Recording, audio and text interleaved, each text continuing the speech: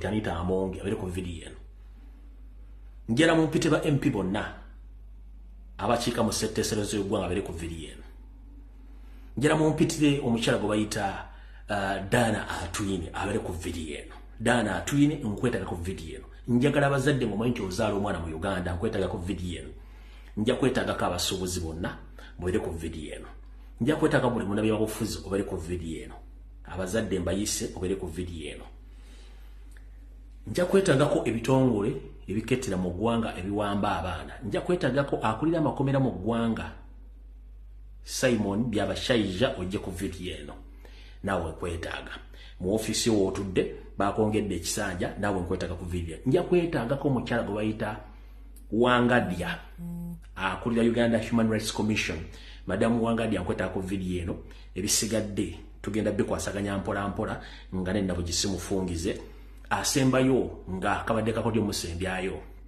Njera mu mpitire wano abamu sharing video mu kiwerezo mukulembeza nga Brother Kyagulanyi Ssentamu mwonna woli mukama nkwetaga otulekwa ndakika ntono nnyo.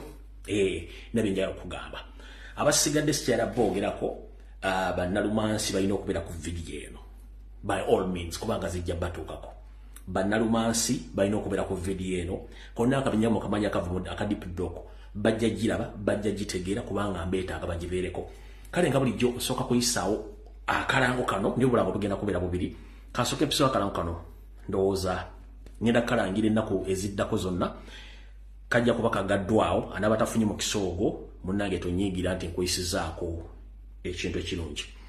Omuntu yenna yagadde ogenda okusoma omusomo guno oba ogenda mu ggwanga lya Canada nja kugamba nti waliwo omusomo guno mukisa guno nga wagenda kubeerayo semina egenda kubeera ennaku z'omwezi 29 ekumekerezebwa ennaku z'omwezi lumu mwezi gwa December 2024 egenda kuba etegekebwa mu kibuga Toronto ekya Canada mu conference hall gye bayita Toronto Airport Marriott Hotel 900 Dixon Road, Toronto on M9W 1J5.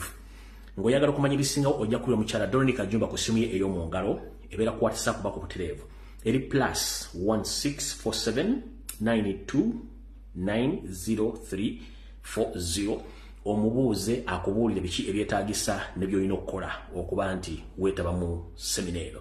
Kanjidde mu luzungu tugifundikiremu tugende mu maaso. Alright. Eno bagiyita the third annual gender-based violence. Ejja kubeera nga n'okuzomwezi 29 omwezi ogwa November 2024 ekomekerezebwa nga n'okuzomwezi 22 mwezi ogwa December.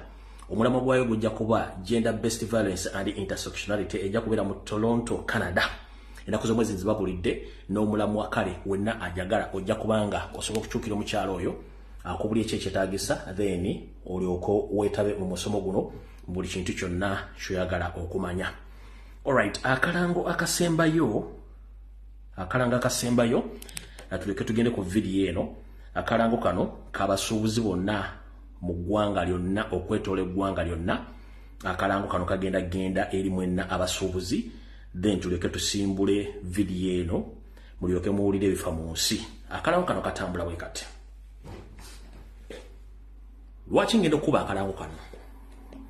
Akalango kano kakwata ku buli munnayuganda yenna ng'olina ky'osuubula. Newankubadde oyinza okuba tolina dduuka naye ng'osuubula ekintu kyonna n'okitunda ng'ofunamu ensimbi kana akalango kakwatako. Oba ovuga taxi, oba ovuga bodaboda, oba ovuga kagaali, oba osuubula matooke, oba osuubula menvu, kano si kaabakola mu akeedi bokka. Buli munnayuganda yenna kakwatako. Kano akalango kasoma bwe kati. Olwokuba nti ensi Uganda weetuuse yo seriti bahabulwa yagirwako ensimbi zeewola ne zigoje yazeewola nezi yali alina okuze ne zimubula nga n'ebitongole ebisinga biganye muwa ssente kati alina kuddira akazito konna ak'okutambuza n'okubba ensimbi okateeka ku bannayuganda olw'ensonga baleetera emisolo egitali mu mateeka ng'aginyigiriza mu abasuubuzi so ng'ate mu abasuubuzi bwe mutaba ne gavumenti ye teriiwo n'abantu ababbibwa tebajja kubbibwa kubanga ssente mwe muzimuwa njala mutegeere value yamwe mu abasuubuzi mwe source of income eri government ya Museveni mwe abasasula emisolo singa simwe singa government ya Museveni teriiwo kati kana akalango kammwe mukawulirize bulungi nnyo. Akalango kano kaliko abakayimbyemu omutwe kuliko kasiita Uganda kuliko UATE Uganda kuliko CAWI Uganda kuliko Uganda auta nayo kweri kuliko companies nyingi esobodde okubanga zikola akalango kano akagenda okwettanira abantu bonna abasuubula kagambo kati okuggalawo kwa bizinensi zonna mu ggwanga okuggalawo kwa bizinensi zonna mu Uganda kyovula mbage nti si basuubuzi bokka bamwokedi mwenna abasuubuzi ng'otunda ekintu n'ofunamu ensimbi oba n'osuubula ekintu ng'olina ekigendo ky'okukitunda ofunemu ensimbi kana akalango kammwe okuggalawo kwa bizinensi zonna mu Uganda ngenda kuza omwezi 16 omwezi ogwa April 2024 ensonga ziri ulira ensonga ziri enkola ya IFRIS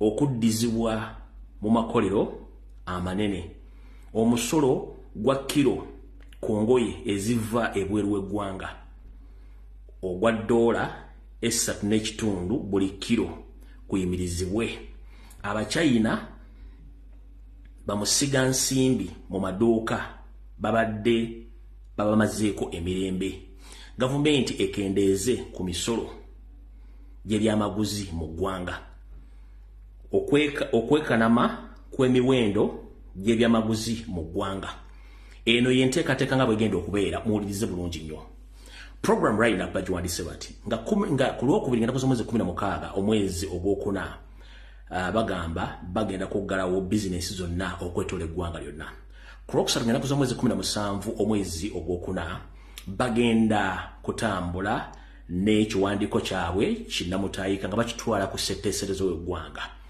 ku lwokuna ngenda kuza omwezi 18 omwezi ogwokuna bagenda kutambula n'ekiwandiiko kinnamutaayika nga bawolekera ministry y'ebyenfuna mu ggwanga ku lwokutaano ngenda kuza omwezi 19 omwezi ogwokuna bagenda kutambula nga bawolekera ku ofiisi ya Ssaabaminisita era n'okugenda ku State House enteekateeka zonna zijja kuba zibategeezebwa nendoza mukiwulidde bulungi nnyo mutegedde bulungi nnyo akalango keekano then tulyoke tusimbule video eyatuleese akalango keeko buli muntu yenna ng'olina bizinensi gy'okola omusolo gunyigiriza gwe naawe alina ennyumba z'abapangisa atunda amazzi akola buli kimu kikwatako yessaawa mulage nti ensi yammwe eno ensi yammwe si ya Museveni mukozi wammwe tolekanga mukozi w'okumanyira ate kutandika kusula mu buliri bwo ng'ate omukozi alina kusula ku boys quarter kati kiri gye muli ffe tubagamba ebyaffe ebisigadde mwebereremu awo tuvuddewo alright njala tandika ne akalowoozo ka leero bwe mala akalowoozo tugende ku kiggula luggi butereevu video ebanyumire nga bwe nagiteeseteese mu kunyuma n'olunyuma lwayo mu video ey'olwaleero alright njala okusooka okubaza bannayuganda mwenna abasala videos zino ne muziteeka ku mitimbagano egy'enjawulo gamba nga ku Twitter ku TikTok ku Facebook ku YouTube na buli wamu n'abazisalamu obutonotono ne muzisasanya mu WhatsApp group okwetoola ensi yonna mwebale nnyo mwebalire ddala okutambuza information ffe tweyamu ogwaffe bwakuwa bigambo bino mubitambuze gwe biyamba mukama kukulembere awulira nti tobyagala naye ng'ate bikuyamba naawe weebuzaabuza ng'afukaana aba nti gonna mazzi naye ng'ate okimanyi kituufu kyeki naawe kutumiddeko nammwe abeefuula bayina ommo naye nga you know less nammwe mbatumiddeko nkiddamu nammwe abeefuula that you know more while you know less mbatumiddeko era ne mbaagaliza okusiriwala obulungi n'ekiwumula eky'emirembe mu busiru wammwe okwefuula nti mumanyi awo tugenze mu kalowoozo ka leero akalowoozo ka leero njagala buli muntu yenna akeera ku makya n'agenda n'aweesa ensimbi n'okwata ensimbi zo nga gwe toyina buvunaanyizibwa busobola zeeterekera n'ogenda n'oggulawo akawunti mu banka bazikuterekere akalowoozo ka leero kako kati njagala kusooka kulukuvira ku ntono owulira bulungi nnyo gw'obadde okimanyi nti banka ne insurance balongo nga insurance yewaswa banka ye kato obadde okimanyi nkiddamu nkikubulira bulungi gwe omukozi w'ensimbi lyazitereka obadde okimanyi nti banka ne insurance balongo omu yewaswa omu kato munda Uganda alina account mu Uganda obadde okimanyi nti insurance ne banka ba Luganda era balongo omu yewaswa omu ye kato kati wuliriza insurance yewaswa kato ye banka bonna si baffere balwadde naye obadde okimanyi nti baffere kati wuliriza nti okuvire ku ntono mu kalowoozo ka leero ensimbi ziba zizo era gwomanye ekizikolamu ne bw'ozigayalirira ebiseera ebisinga baga nti ez'omusiru omugezi yakola kiyalya bagamba ensimbi ziba zizo era gw'ozikola n'oziweesa n'oziwa banka oba n'ogenda mu insurance n'ozinshuwalinga ye n'akulinda naye ng'ate gwe gy'okoma okuba nti ensimbi ezo tezifaako omugezi yazirya kati insurance ne banka be bakafulu be mutamanyi katandike n'akaloozo kaleero ndowooza akaloozo kano kansooke nkuzanyire ka voice note kano oba ka sound kano ka tradinga nnyo mu Uganda musooke mukawulirize tugende mu kaloozo kaleero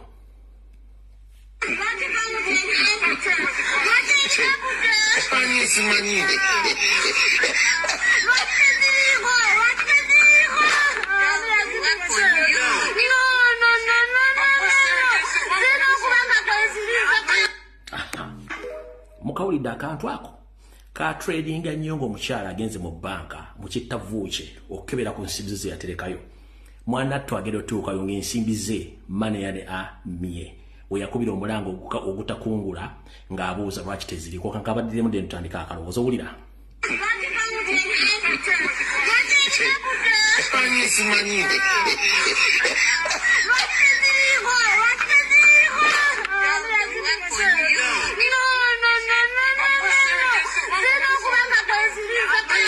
alright zino okubanga kweziri mu kalowoozo kaleero wuliriza bulungi nnyo wano saagala aseka kakkana sala puleesa mu kalowoozo kaleero obadde okimanyi nti gwe wenna ayina akawunti mu banka zonna ez'enjawulo obadde okimanyi nti sente z'otereka mu banka zonna oziterekayo ebiseera ebisinga at your own risk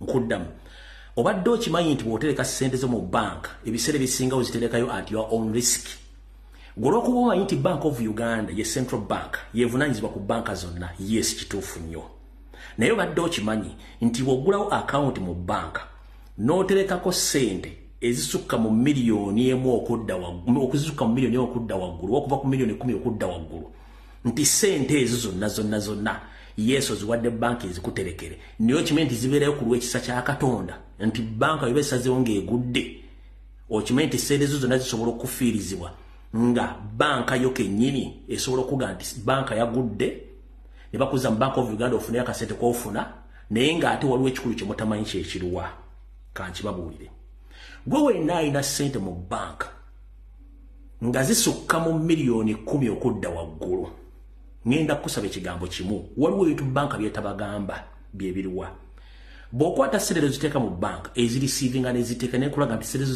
ziteekeddwa ku account n'ofuna ne notification yes niyo badde okimanyi nti sente mu banka ezo bw'oziteekayo nga nnyingi olina ate ozinshuwalinga ku safety ya sente ezo era okimanyi nti bw'oteeka sente esukka mu miliyoni 10 olina okusaba banka enshuwalinga sente zeezo in case waguddewo ekizibu kyonna mu banka insurance esobola okusasula sente zeezo mu mateeka agafuga banka gasoma gati nti banka ku sente zonna z'oba otaddeyo mu banka z'ogiteresezza banka eyina assurance ku miliyoni 10 zokka ku bungi bwa sente z'oba otaddeyo singa banka eba ekutta omuliro oba banka neegwa banka esobola kusasulako miliyoni 10 zokka ezisigadde zonna ziba poteya oba tobanja kitegeeza woyina miliyoni 10 ekyenda kiba poteya oba tobanja unless nga wagamba banka nti sente zange zonna njala zibeera insured era banka egenda kugamba nti genda ofune insurance policy egenda okukola ki okusituwalinga sente zo nenogera mu insurance nejja nekola insurance policy ekuma sente zo kati awo banka ne bwesiriira oba ne bajjibba oba neegwa kitegeeza insurance erina okusasulira sente zo zonna naye nga sente zonna zolina ku account banka evunaanyizibwako kusasulirako miliyoni 10 zokka ezisigadde zonna ziba poteya kitegeeza kato ne wasola bakola omulimu gwegumu ne insurance osobola okuinshuwalinga emmotoka yo naye emmotoka eyo nga ya bbeeyi naye ate n'ofuna accident ng'obadde onyweramu sigalo obadde onyweramu omwenge insurance kyejja okukola okunoonyereza ejja kufayininga obadde otamidde ekugambe mu insurance gye watusanga temwali mukunywera bia mu motoka kiba kiwedde oba oweddeyo kati oliye waswa ono ye kato kati njala kutegeeza go muganda wange anga tonna wakana genda obuuza bakola mu banka genda obuuza bakola mu insurance bajja kunnyonnyola nti sede muziteeka mu banka ne muziteekayo at your own risk yensonga lwaki ogenda mu banka nga serezo bazitulako 0.0 olumu batwala mu mitwalo olumu batwala bukadde n'olimu ogenda obbwabira omusango gwonna kubanga amateeka nga gali clear nnyo engeri gye bakwatamu ensimbi ezo kati munnaye kitegere butegeezi nti gwe yensonga lwaki olina okwebereramu katonda ewaswa be basinga obufere mu nsi yonna ye insurance ne banka kansubira nti ekintu kino kibanyodde bulungi nnyo mukitegeere era yensonga lwaki omwana ono yakomekereza agamba atya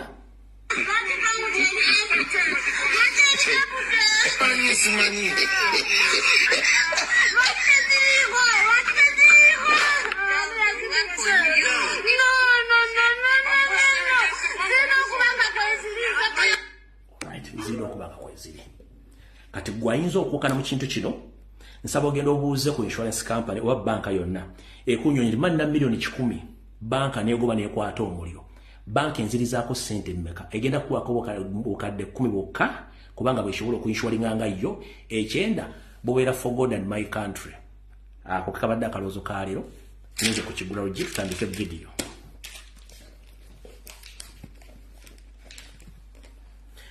alright mbalamusizaako mwenda banda Uganda gye musinzira okulaba akatambi kano okwetola ensi yonna ennaku z'omwezi 12 omwezi gwa kuna omwaka 2024 tutuuse mu kanyomero ak'ekigula lugi era mbalamusizaako mwenda abanyumira ekigula lugi okwetola ensi yonna kansumenti muli bulungi na kino njala kigendererwa na Uganda mwenna oba video yange ogiwuliza mu voice note oba ogira mulabi butambula naawe agamba nti tompuliriza naye ng'ate video zino oziraba eyeefuula ino mmonga ate ino less naawe njikuweereza n'abandabira mu kisenge nammwe nkabaweereza kubanga kajja bagasa era kajja bategeeza kye mulina okukola mu kigula lugi kya leero njagala mukiwulize kikutuule mu bwongo kikutuulemu okiwulire bulungi nnyo ekigula lugi kya leero kyekiriwa ekigula lugi kya leero ngenda kijja mu lugero olugamba nti babikulya balungi mirimu babikulya balungi mirimu lwaki nkugamba nti babikulya balungi mirimu munnange buli mu ensi eno yonna gyetoola omukozi oba omukozesebwa bantu babiri banjawulo omukozi ye gwakola omukozesa y'oyo akozesa omuntu oyo naye mukama we akukozesa ayagala nnyo kukozesa okole nnyo yafunemu gwe n'oba tolidde tafaayo yensonga lwaki nti ebiseera bituuka nga omukozi okoze time yakulya ebiseera ebisinga bakupye nnyo oyanguwa okulya oddeyo okole omwezi bwe guggwako okusasula abakama baba basinga obungi ate bafunamu enkenyera mu kusasula naye nga wali mu kukola kuteekamu opika kola kubanga ye kyasinga okufunamu kyetuva tugaa nti babikulya balungi mirimu nti essaawa etuuka nga ya mukozi kulya awo nannyini kampuni oba nannyini mulimu aba akulaba bubi akulaba oswankula olya nnyo emmere olya nnyingi n'ebituuka mu kukola abatakulaba akugamba kola era nakozesa nnyo ekiyitiridde ne bikituuka mu kusasula n'alyoka afuula obugere wano wava olugero luno nti babikulya balungi mirimu kyomukozi bw'atuuka mu kulya ate afuukira mukama w'ekizibu ne bwe kituuka mu kukola ate akwagala nnyo ng'oli mu kukola weva bikigula lugi kya leero kansooka ekikunyonyolo kitegeere gwe muganda nga yenna ali eyo omukyala omwami senga kojja naawe ampuliriza eyeefula ntama ebiga byetwogera mu Luganda naawe nkulamusizza njagala ekigula lugi kya leero kikutuuleko okiwuliriza bulungi nnyo mu nsi muno buli muntu alina olugendo lw'atambula era buli muntu alina emirimu gy'akola oba egimukozesebwa era mu mirimu gino mwe tukola tutuyana nnyo okufuna ekigula magala eddiba yensonga lwaki bayibuli ekugamba nti buli muntu alya ku ntuuyo ze buli muntu oba alya ku ntuuyo ze muganda wange njala kugamba gwakozesa omuntu yenna oba oli munnayuganda oba oli mugwira ng'oli mu Uganda akana ekigula lugi kya leero nkikuweereza njagala kugamba nti bw'okera kumakya ng'olina omulimu n'oguwa omuntu akukolere omuntu oyo bw'afundikiranga omulimu ogwo banga agumaliriza kwata ensimbi ze oba ekyo kyewamusuubizza mu luvannyuma lw'okumala okukola omulimu ogwo okimuwe atambule akuviire kubanga neri essanyu lye eryamuleese okukola. Kiba kibi nnyo kya buli azaamaanya okukozesa omuntu n'otamusasula olw'ensonga nti oba omuliivudde oba omumye eddembe linga ery'obuntu. Jjukira tukozesa abantu balinaako obuntu ate omuntu anyiiga. Omuntu mu kunyiiga tomanya bunyiivu bwe bw'aba alina ku mutima. Abantu abasinga obungi bajja okukola nga balina ennaku yaabwe ng'ennaku ye muleese okukola so nga teyandiyagadde kukola. Abantu abasinga obungi balina ebizibu byabwe. Nabagamba nti mu nsi muno ffenna tuli balalu naye obulalu buli mu mitendera. Kati ojja kukozesa omuntu nga tomanyi level ya bulalu kweri kweyimiridde nga gwe boosolooza nti gwe osinga obulalu obukambwe. Naye oyagala nategeera nti omusajja ono oba mukazi mulalu mukozese oleme musasula ate omuboggolere lwojja otegeera omuntu omulalu kyali ekituufu. Ngenda kugamba ekigambo kimu. Mu bulamu otogezanga n'olyazaamaanyi omuntu akukoledde omulimu. Oba wamugambye nti agenda kukola n'esso 10 kwata 10 omuwereko n'egiraasi y'amazzi. Oba akolera akakadde kwata akakadde ko kamuwe omwereko n'essuwaani y'emmere asiime era ajja kukolera emirimu. Netogezanga n'olyazaamaanyi omukozi kubanga tomanyi level ya bizibu gy'alina. Tomanyi level ya bulalu kwali. Asobola okukola ekintu ate n'osigala nga wejjusa otya. Katugamba oyinza okuba olina hawusigalo mu nju yakufumbira emmere yalera abaana bo yakuterayo amazzi yakukolera buli kimu. Hawusigalo bw'ona omuyisa olina otamusasula musaala asobola okutera obutwa mu mmere bw'okutta abaana bo. Ensimbi hawusigalo zakubanja zibadde ntono nnyo ku bulamu bw'abaana bo. Katugamba olina faamu y'ente olinako abalaalo olinako ente nga 10. Abalaalo bano bapambana n'ente zino okumala omwezi mulamba ne baziriisa omuddo ne bazitambuza ne bazifuuyira eddagala. N'ogaana obbasasula the end of the month obbasasula ssente zaabwe n'ogattako obbalangira n'okwagala obbakuba.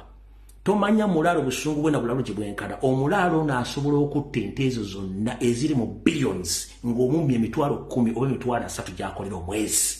Kati kuggwe n'omulaalo ani abagenda osinga ofiirwa? Njagala ogerageranye ekyo ekitono ky'olina okuwa omukozi okimuwe osevinga ekinene n'obulamu bwo n'obw'abantu bo. Abantu bangi beewuguusa nga batuuse okusasula abantu. Kebere kampuni omuntu ng'abaddako oba omukozesa ng'ayimirizaawo kampuni n'ogaana omusasula asobola okudibaga kampuni ne kapitolo n'afa nga nenda bugisimufunzi nolwekyo ogenda mukola.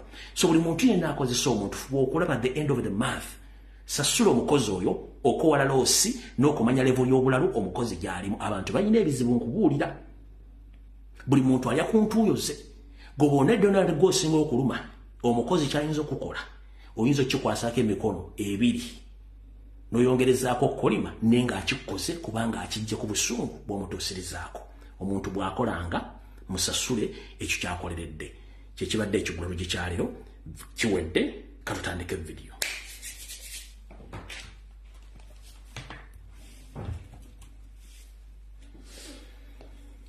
Vidiyo tugitandise tutya.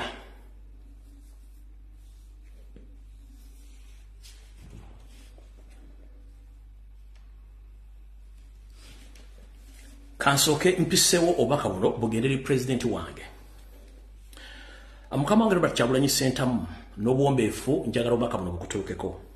Manyi ogenda kutambula ogenda okwolekera eggwanga lya Bungereza okubaako emirimu gye weetuusaako nga gwe omuntu n'okusinkana mikwano gyo b'oludda okusinkana n'abantu abakuwagira.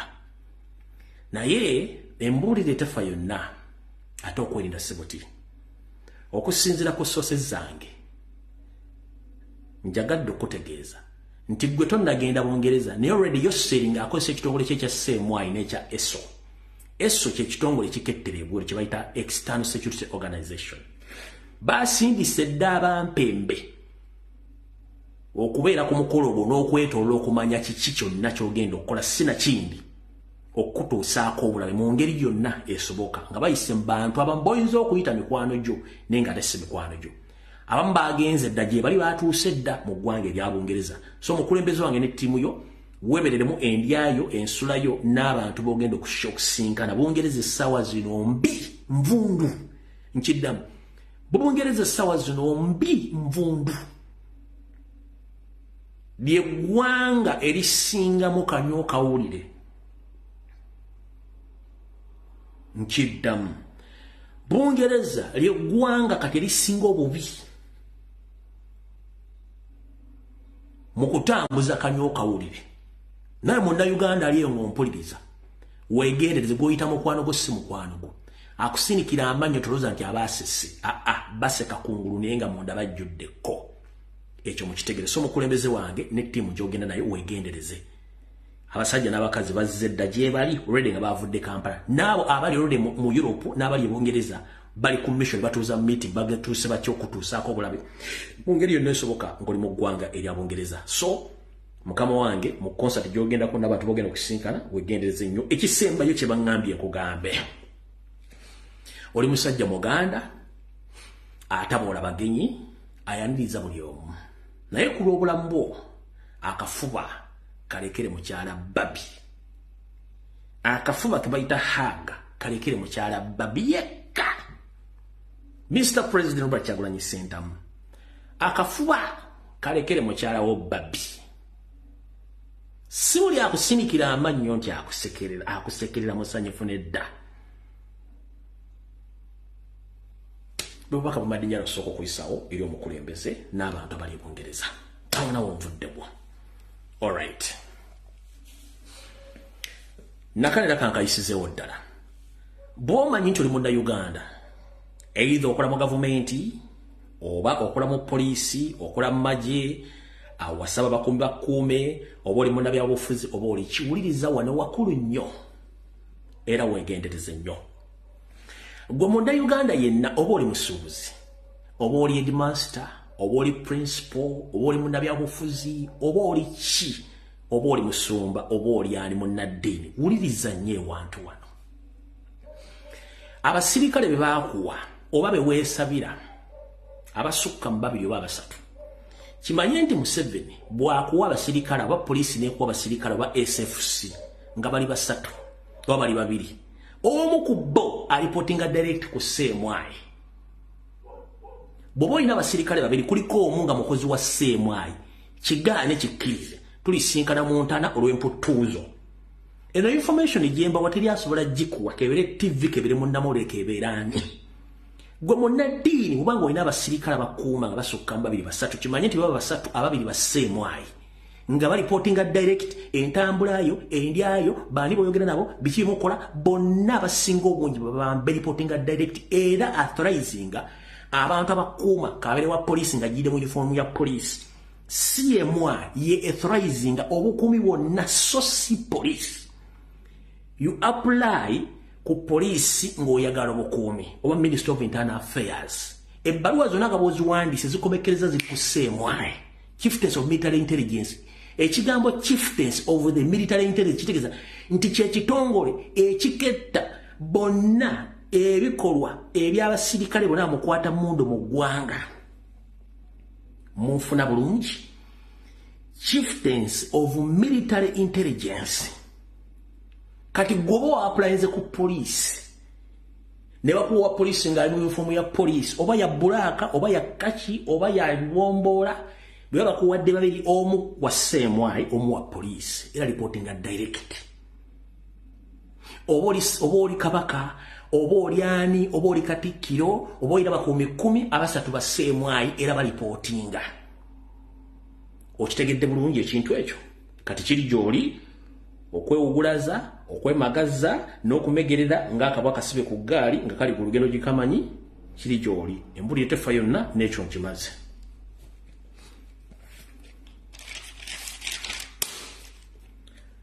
alright tutandise ne Dana Atwine n'abazadde bonna mu Uganda mbalamusizzaako bannakazadde bannakabotuzi ne bassakabotuzi mwenna okwetoola ensi ne bannayuganda gye muli kansumenti buli bulungi ennaku z'omwezi 12 mwezi gwa kuna mwaka 2024 taata maama senga kojja gy'oli kansumenti oli bulungi ebigenda mu maaso ebyokutulugunya n'okukwata abaana baffe ku mpaka okubasiba nga bigenda mu maaso njala bategeeza amukyala Dana Atwine kansumenti otuuse ku vidiyo eno bulungi nnyo Dana Atwine oba kansooka ku abazadde mu ssemateeka wa Uganda yenna tewaliwo kawayiro kawwa kitongole kya byabulamu ba Minister of Health lukusa kugema mwana wo nga tomaze kukkiriza ng'omuzadde kiddamu In the Constitution of the Republic of Uganda, there is no any law which allows the Minister of Health to take advantage, any advantage against your children before you agree as a parent. You remain with the all right either to accept or not to accept. Please, mwenna bazadde mbategeeza. Ministry y'obulamu nga ekulirwa Dr. Ruth Aceng ne Dana Atwine mu constitution ya Uganda temuli mutteeka nakawaayo kabakkiriza kusibaga mwana wa muntu ng'omuzadde takkiriza. Era gwe omuzadde yenna gwe basibagidde omwana wo ne bw'atandika okukolanga bomu oba abaluka akola ki? Genda ku poliisi gulawo musango, funa lawyer aguleko omusango, awaabire gavumenti n'ekitongole kya minisitule y'okwenda kubanga kimenya amateeka kye baakoze mu constitution tekiriyo. Omwana waalwalira wonna n'atandika okubanga ekimenke, olina olukusa ogenda okuwaabira gavumenti ne Minister of Health kubanga tewali kawaayo mu ssemateeka yenna kakkiriza kitongole ky'abyabulamu kusibaga mwana yenna ng'omuzadde takkiriza. Essomero lyakikoze liwaabire. Owaabire ekitongole ky'ebyobulamu ne gavumenti yaayo seriti bahabulwa kubanga bakikola mu bumenyi bw'amateeka. Kyenjagadde osooka bategeeza ekyo. Mutegedde bulungi? Bwe mmala bategeeza ekintu ekyo era njala bategeeza. Mwenna ba Twitter warriors abali ku Twitter. Bwe nva ku video eno ngenda postinga video y'omukyalo ono Dana Atwine eyagambye nti agenda kusasuza abantu bonna abagenda okufuluma eggwanga singa batebeegemeza ng'agenda basasuza $150 nga bafuluma eggwanga. Njala bategeeza tewaliwo mu ssemateeka w'eggwanga wekiwandiikiddwa wekirambikiddwa oba mu ssemateeka afuga World Health Organization okusasuza omuntu yenna atakkiriziganyizza na kumusibaga tekiriyo. Bwe nva ku video eno ngenda postinga video eno abajagala mu inbox njibawe mugiteeke ku Twitter nga mugenda ku mutimbagano gwa World Health Organization muwaabire omukyawo Dr. Ruth Aceng obufere bwe n'obutemu. Bwati bwe yayogedde kankabaddiremu. Kino kyekiwaliza Minisitule y'ebyobulamu okwongeza enteekateeka eno okutuuka ku Sande ya wiiki eno nga 14 omwezi guno. When we close this window of this campaign, any adult anywhere in the country, if you want to get vaccinated, you will have to part with not less than $150. You are going to pay because it is a requirement, and you'll be turned down at the airport, or you will not be allowed to travel because now Uganda is among the belt countries that are supposed to have fully their citizens immunized. We are going to phase out all those so-called fake yellow cards. Anyone we do not capture in our system, you did not get vaccinated. And therefore it will be very, very difficult for you to travel. Those of you who want to travel. Alright. Bwe nva ku mutimbagano guno ngenda kubasindikira ka video kano kapostinga mu page zange zombi. Abajja mu inbox nkabe mukatwale ku Twitter ne mugenda ka postinga no kawereza ku kibanja kya World Health Organization nga mbagamba nti nakyalo ono omukyalo Munyarwanda atonye Moli yatugambye nti abatakiriziganyiza na kugemebwa nti ye tuli bakusasula $150 nga tufuluma eggwanga alyo kategere nti ensi yakoowa omuntu gwe bayita akabano n'Abanyarwanda. Butyo bwe nabadde ndi ku video gye nakoze ku lunaku olwokusatu n'abakubi b'emasimu omuyagye nti munoonyeze ku Dana Atwine limukwatako. Taata teweeruma lulimi. Dana Atwine yaani? Kyenjo kugamba ono tajja kulaga kitaawe wadde nnyina. Wabula direct brother aliwo gwe tumanyi ye mukulu gwe bayita Frank Tumwebaze Kajiji ono mwannyina Blood Brother. Era Munyarwanda munne. Oyo ono ye Dr. Dana Atwine ne muganda we Franka Kajiji Tumwebaze era owakabano. Yoyo. Kati mission kizaakoze endala eri bannayuganda enkyafu. Kwate kalamu wuliriza. eno video njagala Dr. Dana Atwine ekotuukeko bulungi nnyo owulize bulungi nnyo omanyiza aganyi nga bawera bwereere ate benga gamba bagawulira era bagafuna. Alright. Dana Atwine ono yasoma bilala akola bilala nabagamba nti eyita omusawo yagwa mu gwe ng'omulawulwana banga ng'omutabi wanaze mu lumbe n'agwa mu buugi naye nga ate si yabadde omufiirwa n'ono bw'ati bwe yajja n'agwa mu buugi bwa Minister of Health kuba tafaayo.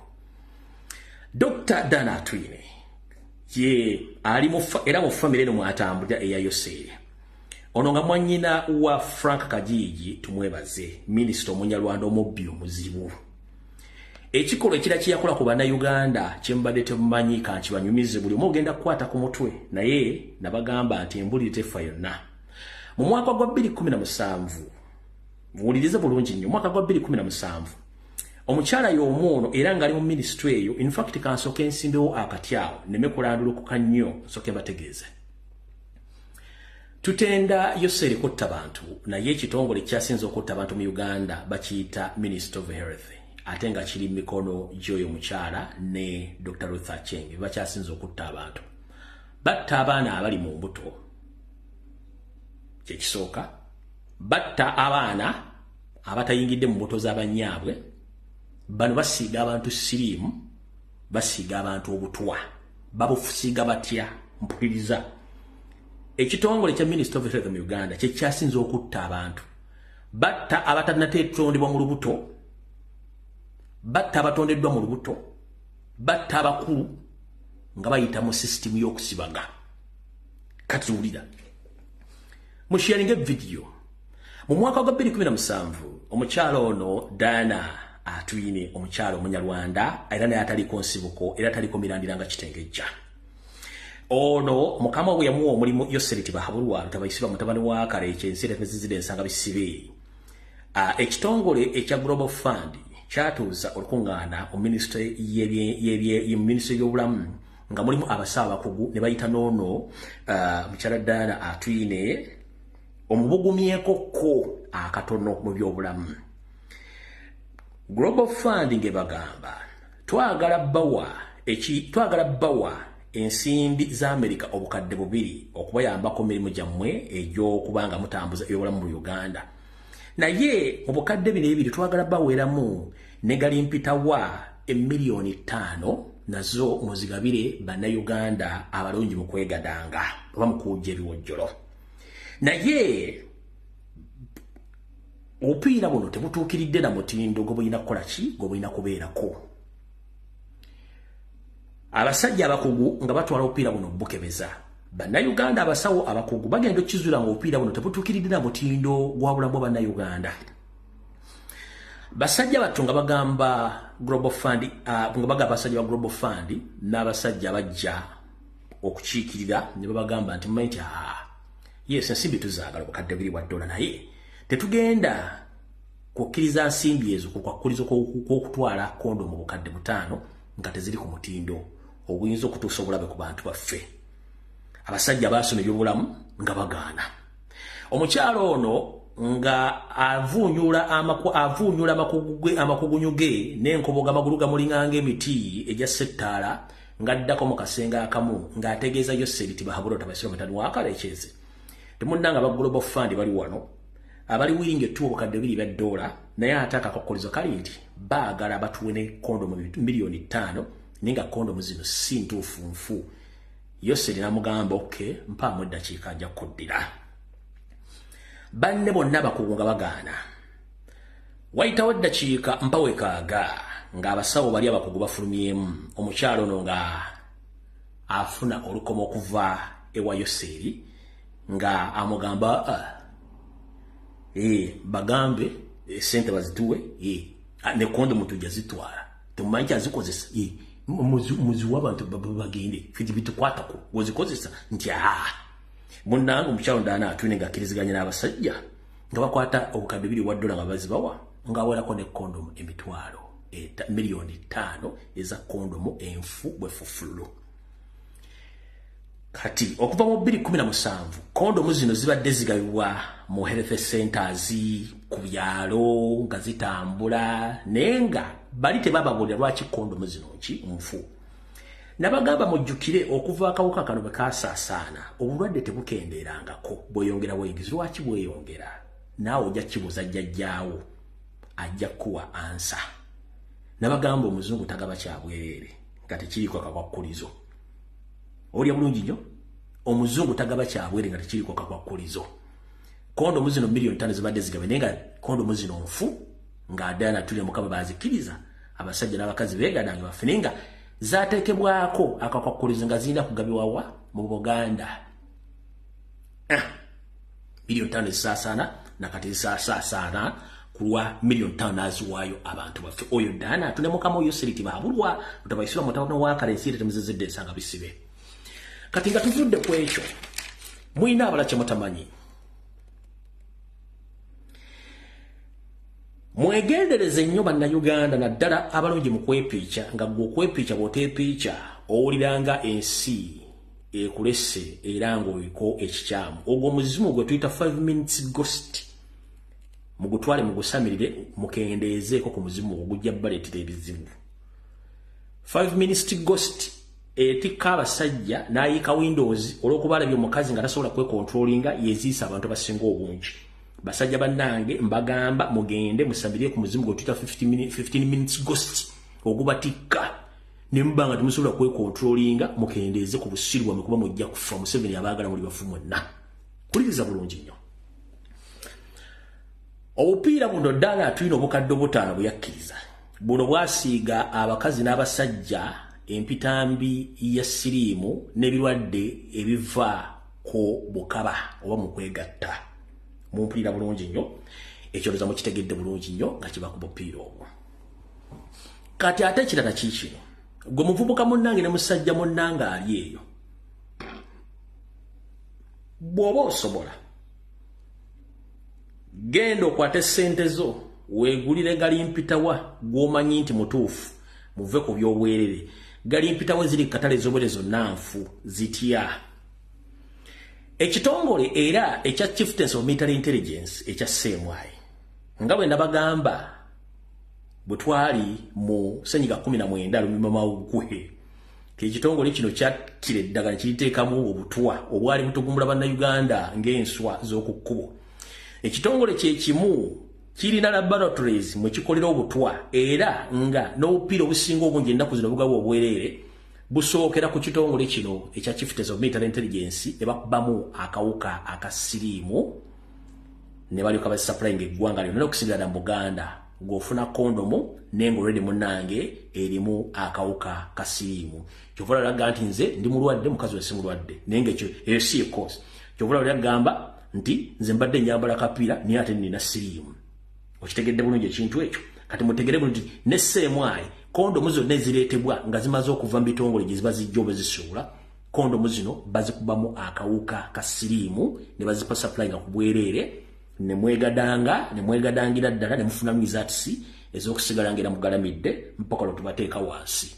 Mukubire mu ngalo message eno agiwulidde tegeera bulungi nnyo atategedde bw'otyo bw'olifa kubanga bannayuganda basinga obungi mulowooza nti information ebatuukako ya bulimba omala kituukako n'olwoka okitegeera. So mutegedde bulungi nnyo kino bakikoze okuva mu 2017 n'okutuuka olwa bakyakikola.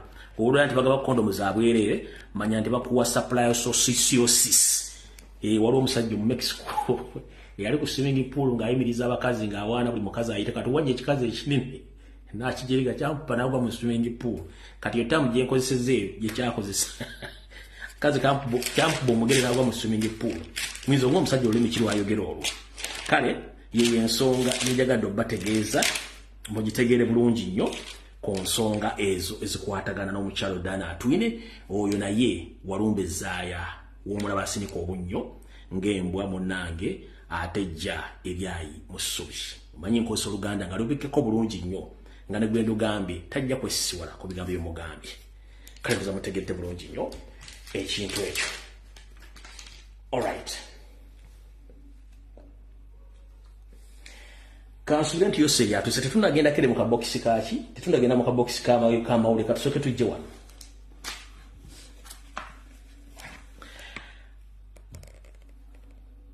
buno bakajala bagenderi yose tibahabulwa lutabayisula mutabani wa kale kinsere bizide saka bisibine munne Pilato ne bwana bana Uganda namo bana Uganda bali mu gwange lya Bungereza nokwetola ensi yonna katusoke tuddeko kebabega mubadde mu kimanyi bulungi nnyo nti waliwo endagaano wakati wa gavumenti ya Bungereza ne gavumenti ya Pilato okujja abanonyi b'obuddamu bonna abajja bagoba oluma okuyingira mu ggwanga lya Bungereza nabateeka mu kampu ez'enjawulo bwe bamala obbalemerera basalawo ate babatike banoonyeza ekifo bagenda obbateeka ng'eggwanga lye baalaba ettuufu ly'eggwanga erya Rwanda ng'ate mu kimanyi nti bamala okuyingira e Rwanda bakomekkereza bali mu ggwanga lya Uganda. Wabaddewo okulya n'okkomba essiyani ku mulimu guno kubanga yo Rwanda ssente yali yazifuna nga yazimbako ne bye yazimba n'endala ne bazeggwera nga bumukimanyi. Naye kooti nayo ezze ebirinyamu eggere yabaga nti mukola si kituufu kubanga abantu bano baddukawo bekunoonya obuddamu ate lwaki mubasindika mu ggwanga erya Rwanda nga mukimanyi nti Pilato naye si mulungi mu kulinyira eddembe ly'obuntu. Basanze obuzibu amaanyi nnyo okuyimiriza enkola eno. Wiiki ewedde yennyini Pilato yasituka n'agenda mu ggwanga lino erya Bungereza okusinkana Ssaabayindi afuga eggwanga lya Bungereza kati omukulu Sunaka bamale okwogera ku nsonga zino nga kino kyavudde nti ennyonyi zonna okwetola ensi yonna zaaganya okutikka wadde n'omuntu n'omu okugenda mu ggwanga lya Rwanda. Ennyonyi zonna buli kika kya nnyonyi ekiri mu nsi yonna kyaganya okwenyigira mu kikolwa ky'okutikka bannansi abalonyi b'obuddamu bali mu ggwanga lya Bungereza. Ono Pilato ng'atuuka ku namba 10. Prime Minister, if you don't get flights to Rwanda, are you finished?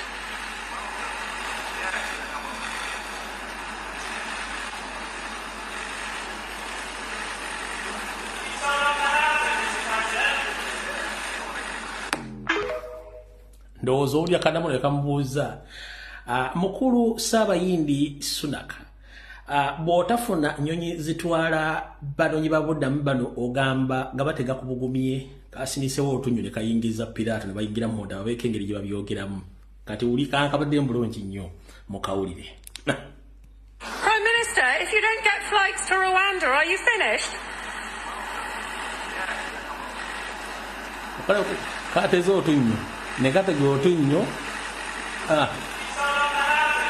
tugende munda va ku bayaye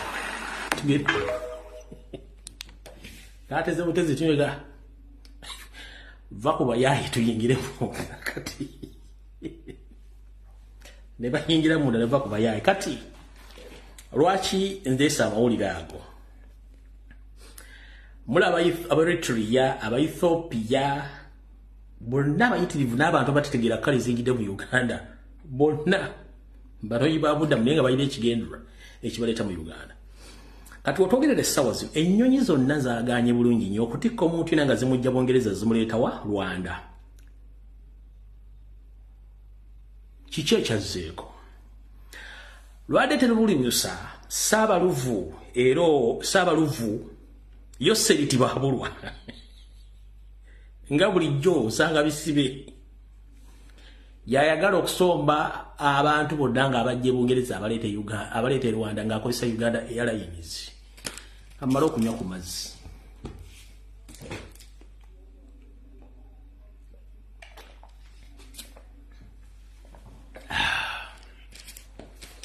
Nga bulijjo atali okutambulira kusibirayo amenvu ennyonyi zonna bwe zaaganye okuleeta abantu abo yo Seriti Bahabulwa yenga buli wamu ateekawo ennyindo yasindise edda delegation n'essimu ne zivuga n'agamba Pilato okufa n'obutanyagwa nze Uganda Airlines weeri tukole eddiiru efune luutu ng'eva Kampala Kigali Bungereza ku Heathrow oba ku Gatwick ennyonyi egoba batikkemu tubaleete mpaka Kigali. Museveni njagala wakane ntoli mu kwogera nteesaganya ne Pilato nga mwagala kuleeta oyagala kukozesa Uganda Airline mu shopping eddire bakuwe luutu eve Kampala ng'egwa Kigali eve Kigali egende ku Heathrow oba Gatwick gye mugenda okujja abantu abo mubaleete mubateeke Rwanda oba Kampala nga ssente kubanga gwokimanyi oyagala ssente ate n'abantu bano baagala bakozesa entwantalo zo. oyina obunyonyi bubiri n'ekitundu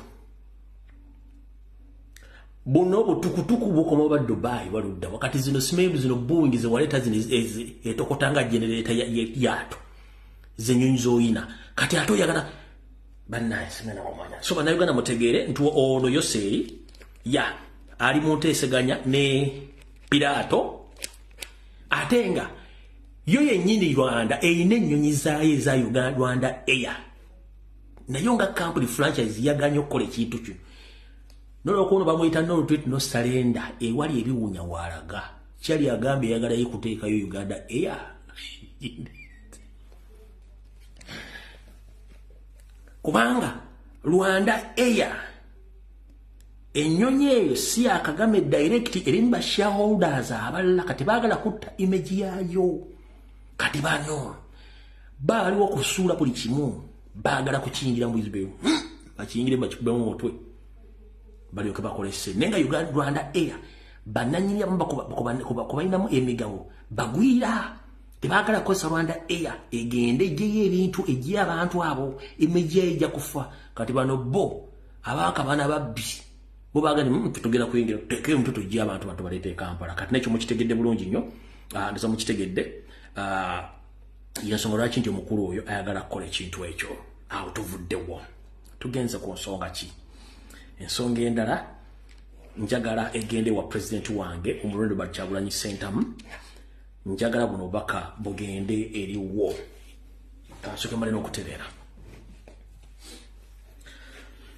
Mr. President kulamusizaako Robert Kyagulanyi Ssentamu kansuwenti oli bulungi buno baka njala kusange woli okusokera njala okubaza emirimu bino gyokolera eggwanga n'ekibiina kya National Platform ne People Power n'okutwala obuvunaanyizibwa okulabirira family zaawo bonna abawambibwa n'abattibwa bataliiko mayitire era olwaliro tutyo obuvunaanyizibwa osobola okugendako okulaba abasibe abo naye Simon Byabashaija akulemesezza okulaba abasibe abo olw'okuba nti alina okufuna order from above kansokenza nnyo obutambi bwonna abantu bamutegeere lwaki bakulemesezza n'endyoka kuwa information ejijja okukuwa wulira abasibe baffe naye bwe ntuuseeyo ne bannemesa okubalaba embuziza lwaki bannemeseza okulaba abasibe bulijjo tujja netubalabako n'abantu abalala bajja ne balaba abasibe ne baŋŋamba kikikirizibwa sikirizibwa kulaba abasibe kubanga waliwo abakulu aba gavumenti abalala abagenda okubalaba so ne mbabuuza teekaaki ne bayisizidde okumana okulaba abasibe bagamba yona gye balina odafumapaawo kyono kidiridde ennaku nnyingi nga batuukirira famire zaabwe n'okututegeeza nti abasibe ku nkomera bagezaako batuukirira obakirizisa emisango gye batazza bagamba bagenda basumulula naye balina okukkiriza emisango egyo kubabawo amagezi baleme kukkiriza emisango gyonna kuba tebazza musango tebalina musango n'ogumu gubazza naye era ekyo njagala kyongera otulaga nti ebitongole byaffe byonna byonna byawambibwa byonna bikozesebwa okuzannya byabufuzi kuba abaana b'abantu bebasibye okumala emyaka 2, 3, 4 abali ekitalya eruzira n'amakomera amalala okwetoola eggwanga tewali nsonga n'emu lwaki tebabatta tebalina musango n'ogumu gwe bazza kuba singa babadde n'omusango bandibadde babasimba dda mu kooti ne babawozesa naye tebabawozesa just babasibiddeyo okuzanya byanfuzi nga batabasiba abalala naye ate abatalina musango ne basigala nga baganye basumulule twongera okubanja abasibe baffe babasumulule babate awatali kakwakulizo konna ate babalirire nobalirira kubanga babasiba nga tewali musango tugenze maaso n'okupetitioninga amakooti gonna okwetoola ensi yonna era tukakasa nti yo pressure gye baliko kati baagala bata naye baagala bata nga babataddeko okukwakulizo tetwagala kusaba okukwakulizo kwonna ku bantu baffe babasumulule kubanga tebalina musango akomukawulidde kati kambawe ng'ali ekitalya wennyini so tuva wano kitalya kugezaako okukyalira abasibe baffe ba political prisoners naye bannemeseza okubalaba tuseewo ne batugaana okubalaba emu ku nsonga ze batuwa nti abo abasibe kati gavumenti egezaako okwogeraganya nabo bagezaako okutuukira famire zaabwe bulijjo ababakyalira bakozesa okubalaba naye batugaanye okubalaba bana bali wano sibe bokka waliwo abali Ebizira n'abali makomera amalala abaana babandi bamaze makomera emyaka 3 4 n'omusobyo tebabata tebabawosa makomera naye kakati ate n'okubakyalira abagemeseza neera twongera okubanja abantu baffe abo kubanja nti babate kubanga tebalina musango balina obbata ate babali. All right. So well done, Mr. President. Kati mukulu Balaam Balugahala omufu omujja mu limbo nkulamusizaako munnange. Omanyi abafu abapya nga bakajja mu limbo bakubijja baba n'akajanja kangi nnyo. Beebuuza ebibuuzo bitakwatagana n'abuuza baasanzeeyo mwafa mutya mumazeewo bbanga ki wano bwewafa ki kiki ekyakutta wajja otya okufa biki naye ng'ate naye mufu. Kati minisita omujja mu bafu akajanja kalese kangi nnyo kasinga n'ono akumula oba ayita nnaku ng'aggula akaamugwanya gy'obeera ntasobola kugumiikiriza kutuuka aggulewo olujja olwo ayingire mu kaamugwanya alyoka akuumuuke bulungi ye Balaam Balugahala.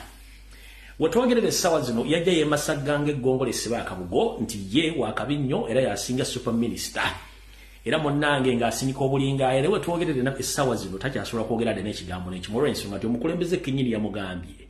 Mugamba nti abasibe munnange bafunamu obuuma nti ye bizinensi yange lwaki temubata bizinensi n'egwa. Mugamba nti munnange abasibe mbakozesa byabufuzi lwaki temuta abasibe muno ebyobufuzi byange ne bigwa. Kati nga ebadde enkola yaabwe nga boogereza abasibe okumala ebbanga lyonna. Nakati kiri olwabalidde Yoseri yasindisa abasajja b'abawanvu n'abampi bagende boogereze abasibe bano babagambe nti munnange omanyi kiri bwe n'okusala omugambo bali mu kusala omugambo teri abakwatira kitiri abakwatira nsawo bali mu kubatokota omugambo ogutokomoka ng'enkuba bali mu kusala omugambo bakkirize abaana bano n'obbawa ensimbi nti baveeyo bakkirize emisango gye bazza naye abaana bano bakimanyi tebalina musango ate bwe balemerako bwe bugaggawa kubanga basibira bwereere. Kati minisita omupya nkulamusizzaako omufu omujja mbijja abuuza bwe wasookayo okufa nti mwafa ki mumaze ebbanga kiki ekyakutta ani yakutta bwe nga bakuziika bulungi nga banziika bubi. Kati mukulu njera kugamba ekigambo kimu Uganda nsi nnene eri abaagisookamu ne bagirekawo naffe tugenda givamu tugirekere abagenda okujja. Neggwe okwebuzaabuza ng'afuuka n'aba nti gwe osinga otegeera kizibu nnyo okubeera omusiru mu basiru n'olowooza nti oli mugezi. Mukulu genda mpola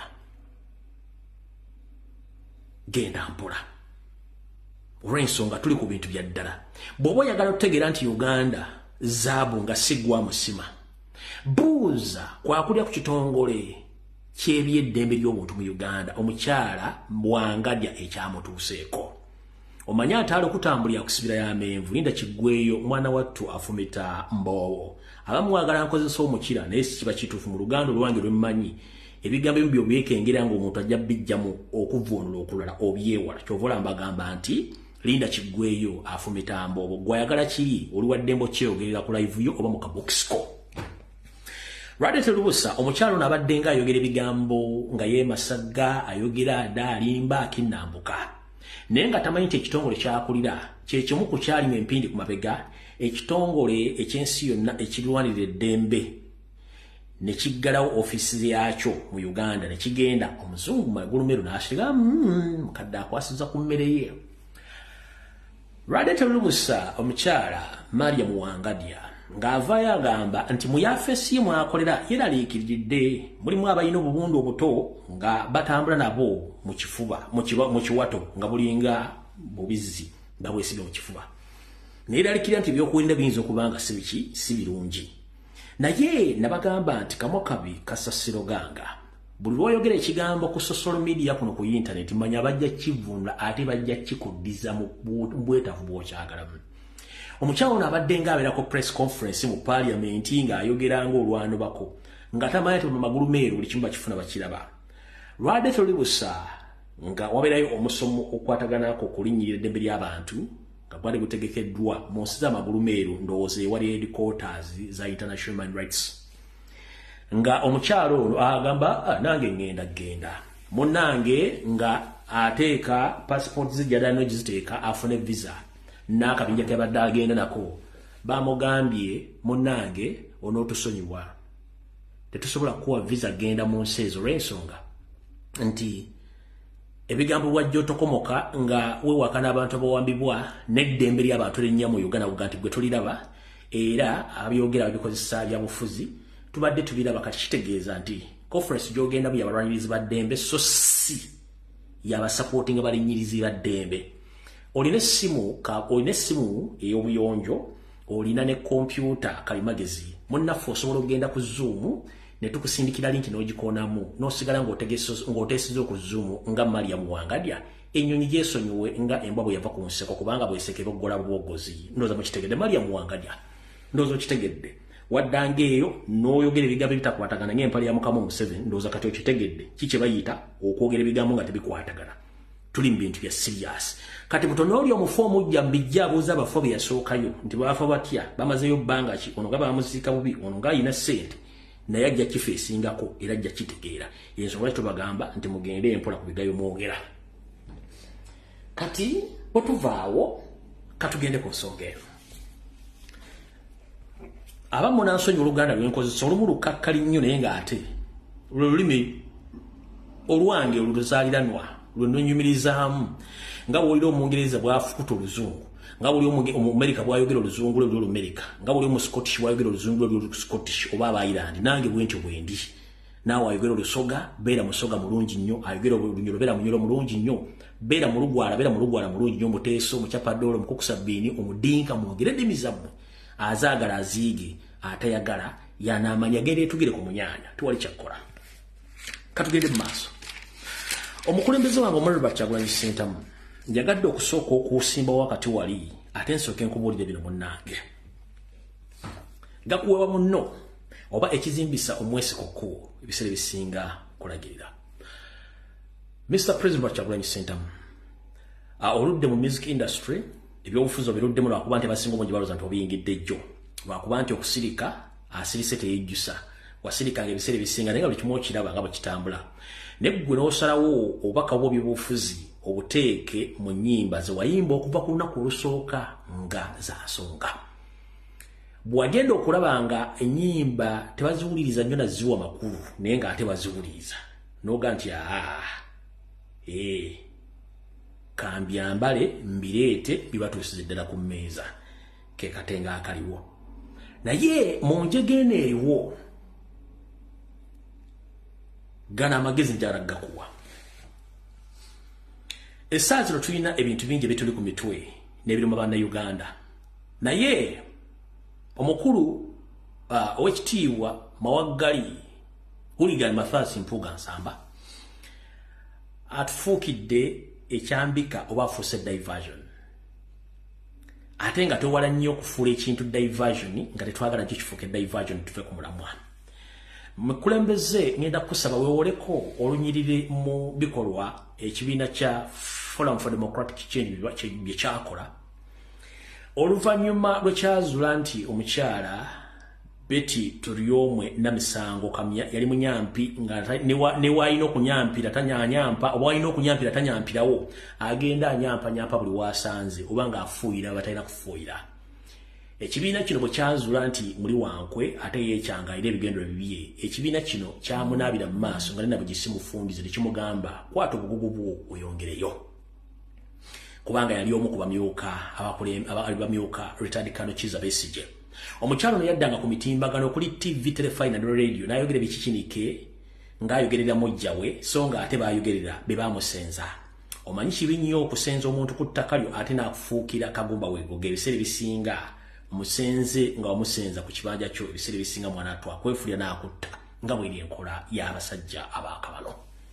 Omukulembeze ngenda kusaba okoppe olumu ku lunyiriri ku bikolwa FDC bye yakola okwetawuluzaako omukyala Betty Namisango Kamya Turyomwe bwe yamufutulanga nina bwe gisimufungize era olwamufutula ebiboozibozi byatambula ku TV ne ku social media ne mu kibiina ne kisetulinga ne kivaawo anti bwe baasindika enkwezi eng'endala. Ngenda kusaba n'obumbi Mr. President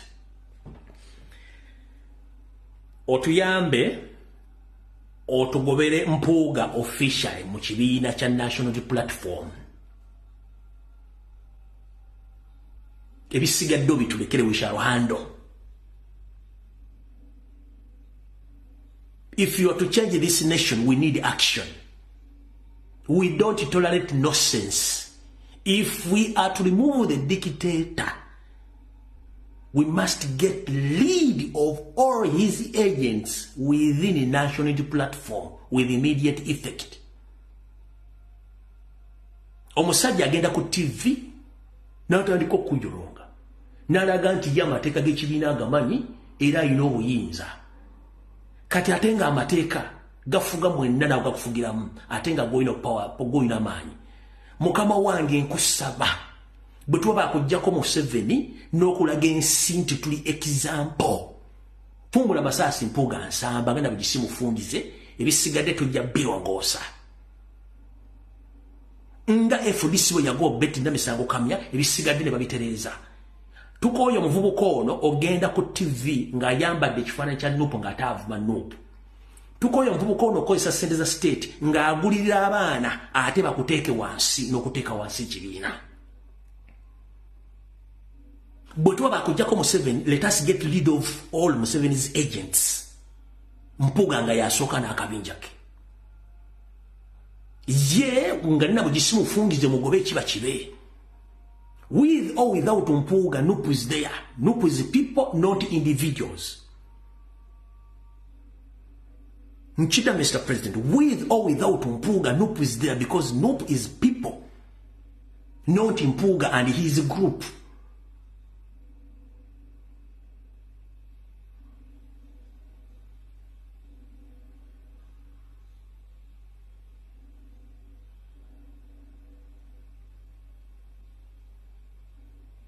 Kaberemo na dini nga yambadde sekapulayi oba eminagiro gyonna nakubira essimu busima ebikintu. You don't need Mpuga. Tomwetaaga. Ne Uganda teetaaga Mpuga. Family emwetaaga. N'akabinja k'aba basajja tetubeetaaga. Twetaaga change by all means. Tufiiriddwa obulamu bwaffe abasajja. Abaana bali mu makomero abasajja. Abaana bati olaba abasajja. Biba balyamu oluku ne bagaana change okukyuka kubanga twalina plan ya countrywide demonstration within 2 days nga government egudde. Abasajja bennyini balya ssente bali mesa tetulina kye tubeetaaza. Tetulina kye tubeetaaza. Bonga ba planning okutta naye planning obajjawo babenga obajja okiwedde kubanga ba planning okutta. Sekabaka weyoleka kuluma entumbwe. In this particular moment, we don't need any experienced politician. Those are fools. Fools grow more than normal people. Abasiru bakulamanga okusinga abantu ba bulijjo. Tukoye. Mr. President, ngenda kusaba.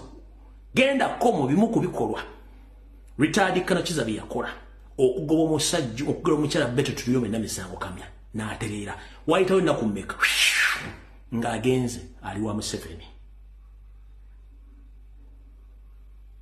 na kaminja kawe. So byebyo benjagadde okwogera ku musajja oyo na kaminja kubanga bo bagufudde mugana ajja ku TV tayogera ku kizibu, ayogera ku bitabula na bisaanyaawo na kuteeka wansi. Manyi ayogera omu amagamaga bisere bisinga saagala sala mugambo oli agenti asala mugambo nga tewali bujulizi. Mukulu ono byabadde ku Natasha Broadcasting Service ayina ebigo byayogedde nasinga nambadde kumpi nadde ngenda mukubirawo. Nabadde ngenda mukubirawo yayogedde bw'ati. Nakugamba olabanga omuntu ayogera ng'asimba mmanyi tayatula kamwa kano manya nti oyo waakabano. Bw'olaba omuntu ng'ayogeza mitaafu manya nti oyo waakabano.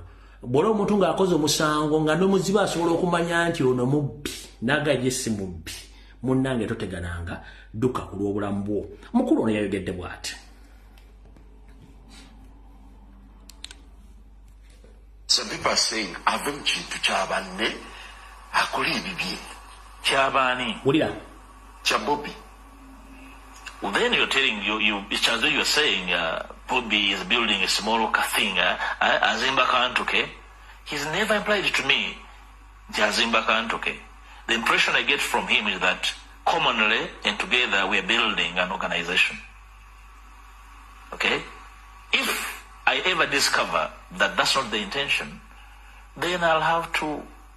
So reality hasn't hit you yet that this is his vehicle, it's his thing?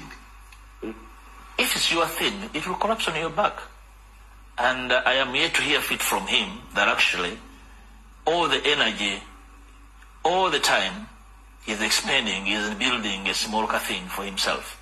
And I'm helping him not to do that because it is fatal. Is the party... I don't know how they're built. If I see one being set up and I construe it as one, I'll be one to lead the dismantling of that cult.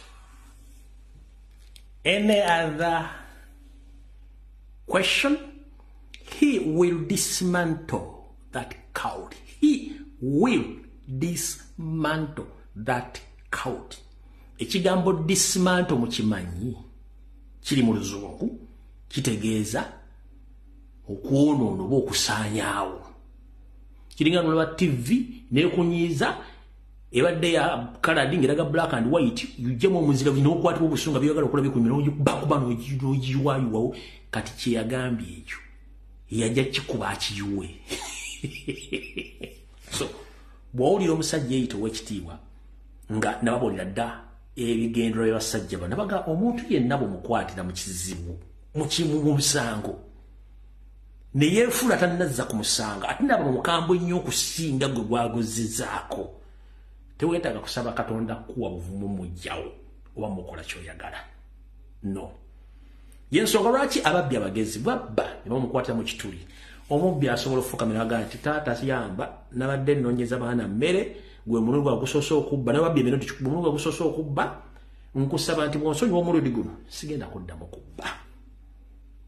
Oyo mubbi omugezi era akaaba n'amaziga ayinza n'okukomba ebigere n'agamu neetaasa mbadde nzibira baana gwe omulundi ogusoose naye bw'okwata omubbi n'akugamba badde ogenda kukola kimpozi kati olwo nkubbye nnyo gwego basoose okubba ye ng'olekaana nnyo ogenda kunkola ki nejjukira ayogera ebyo abba ebintu byalina ennago yo mu ngalo kati y'omwami ono. He will dismantle the party. Bwe yali mu church ku mmisa y'amazuukira yagamba bwe kinaagaana omufu tujja mutta era tujja babula tunaziika omufu. Njala mwegendeze nnyo ebigambo basajja bano bibogera babitegeeza. Omuntu ataswala mubi nnyo ate ze zimu ku kkolite z'akabano nga Yoseeri mukulu waabwe bw'ataswala nabano tebaswala balina ka resistance.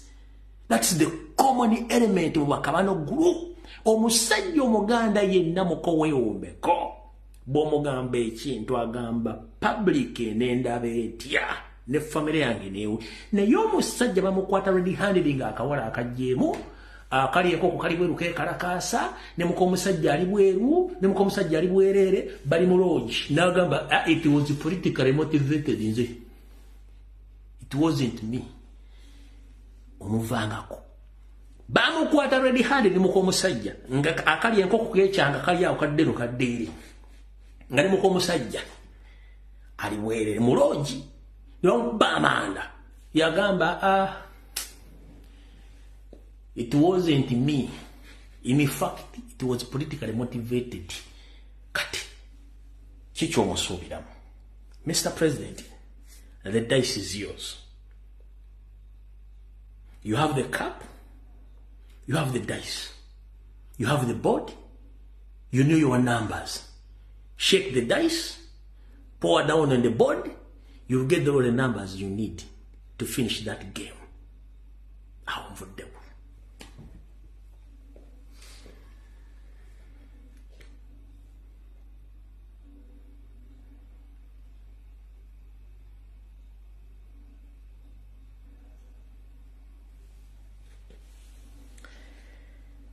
Okumanya ensi zaako wababbi n'abali b'enguzi. Okumanya ensi zaako wabali b'enguzi n'ababbi. Kubanga obuli bw'enguzi bubeera butemu. Mu ggwanga erya Vietnam baaliyo omukyala yaliko mu byobufuzi. N'abba sserezo mu musolo bukadde nga $4 billion. Mu by'okubuzaabira bamugambye kkooti yamusalidde afe. Yono wano Afe, bamanda afe. Uyo. The court in Vietnam has sentenced a wealthy property developer to death for defrauding a bank of billions of dollars. 67-year-old Trong My Lan was found guilty of embezzlement, bribing state officials and violating bank lending regulations after she used her hidden ownership of the Saigon Commercial Bank to channel $44 billion of loans to her own companies. It's been described as one of the greatest bank frauds in history. Kati jo musetteserezo y'eggwanga mukyala n'abatulege n'alongo Sologe Anita Amonge bwe badde bateesa omwami Theodore Ssekikubo omusajja Museveni Sidde omukuukutivu yagambye tuteesezza bingi naye ensonga ze tuteesa ezimu nga tezigguka. Twateesa ne twogera ku nsonga y'okwogera ku buli bw'enguzi obuli mu parliament ne ssente eziyisibwa zitali mu mateeka. Omanyi omukyala Nnaalongo Sologe ebigo bye yayogedde.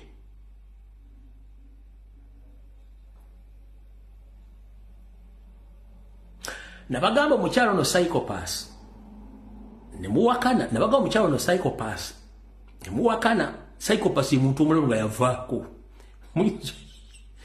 Nabaga omukyala ono psychopath mulalu lwakuba batabana kizuula.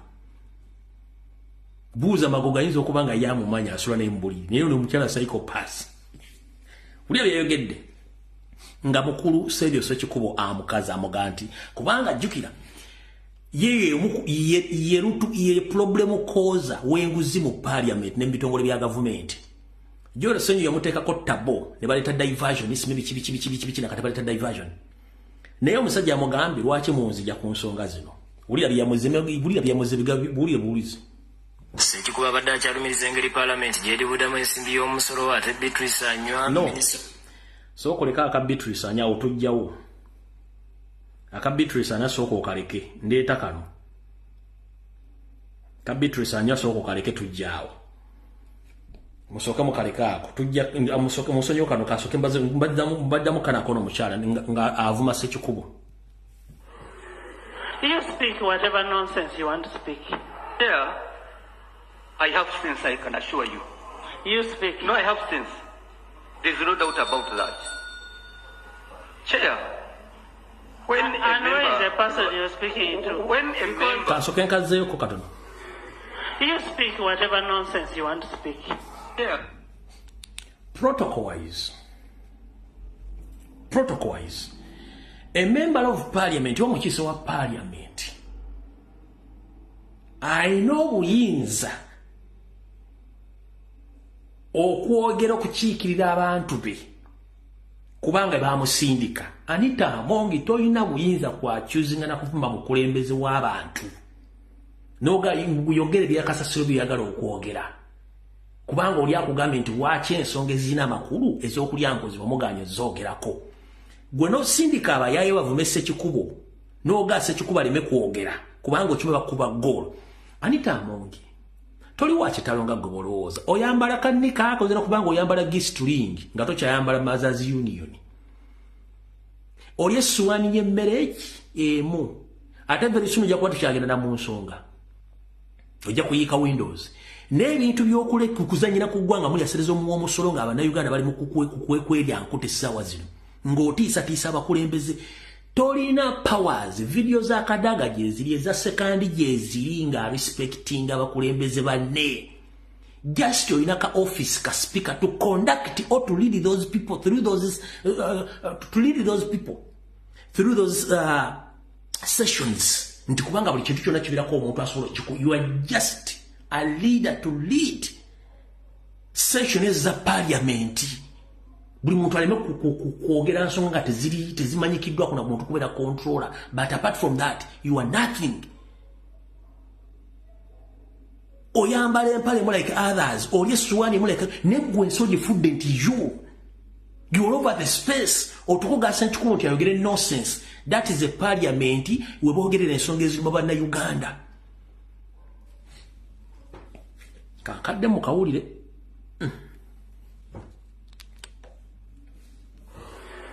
You speak speak whatever nonsense you want to speak.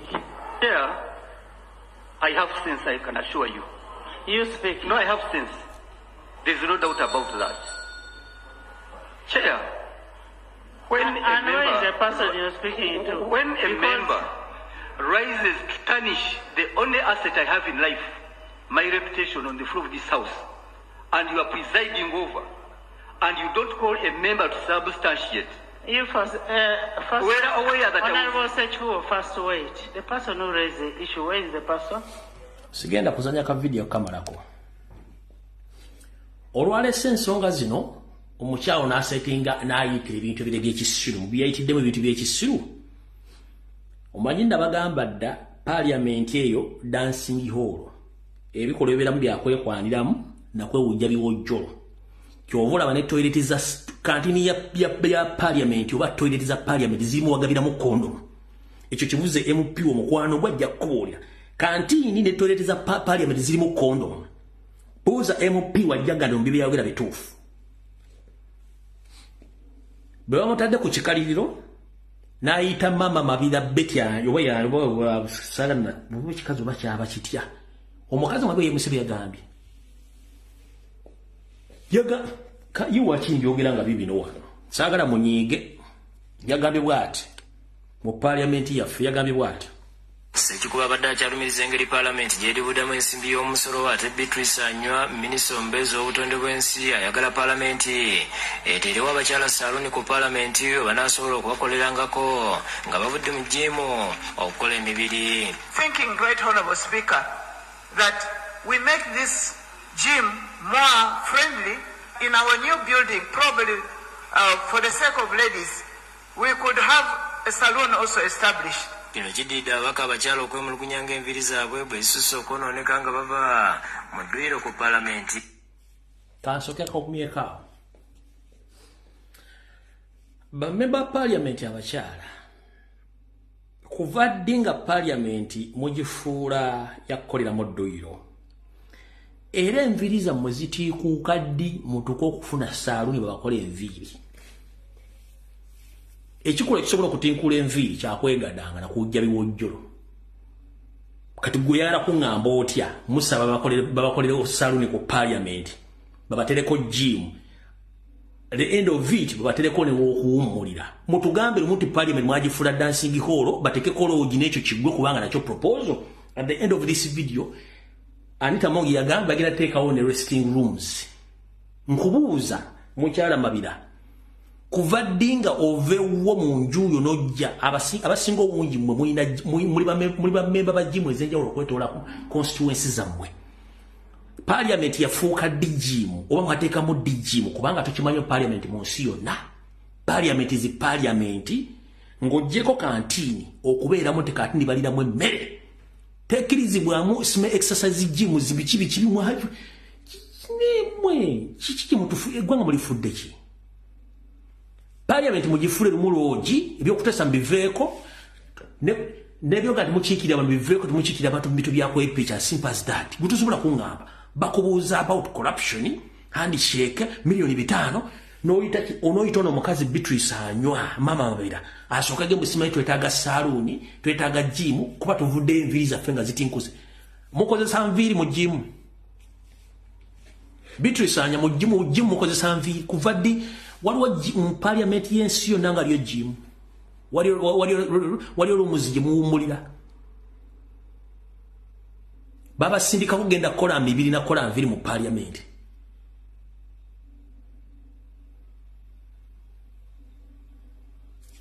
Kakabazanyire kabugweyo.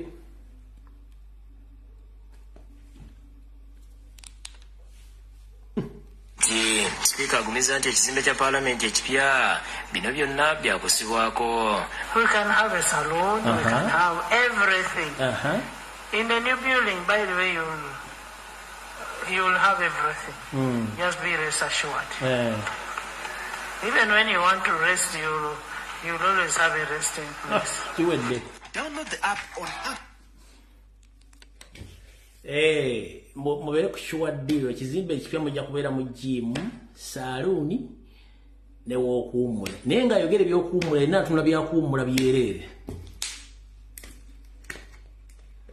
Yennyini abyogedde awadde assurance atunula byakuwummula byerere. Kuba she's normal there. Naye waayogerera nga atunula ng'ebyokuwummula ye kennyini ye speaker atunula ng'ebyokuwummula era agambye I rest assure you at the end of the day I'm assuring you we shall even having the restrooms. Era nga naye atunula ng'ebyokuwummula kubanga yasinga otegeera.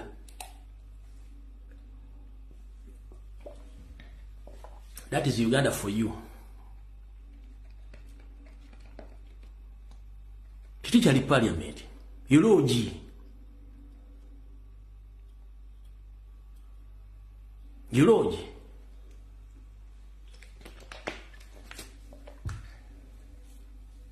Abataka udeka nkabadde mu ndo gusembayo.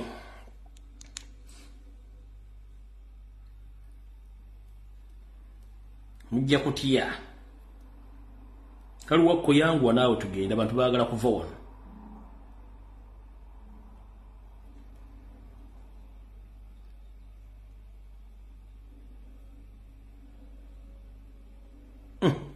Kali wakeekano. Akaakano wano. Mukewulireko.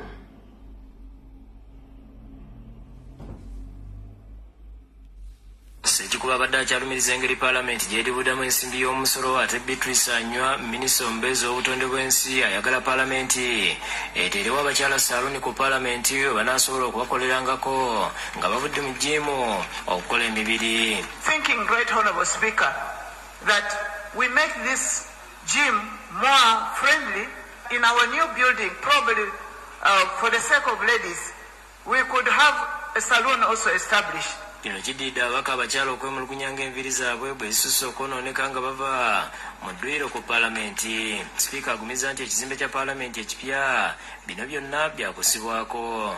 We can have a salon, we can have everything. Yes. In the new building, by the way, you'll have everything. Okay. Just be rest assured. Yes. Even when you want to rest, you'll always have a resting place. Wangi mama. Download the app on App Store or Google Play Store now.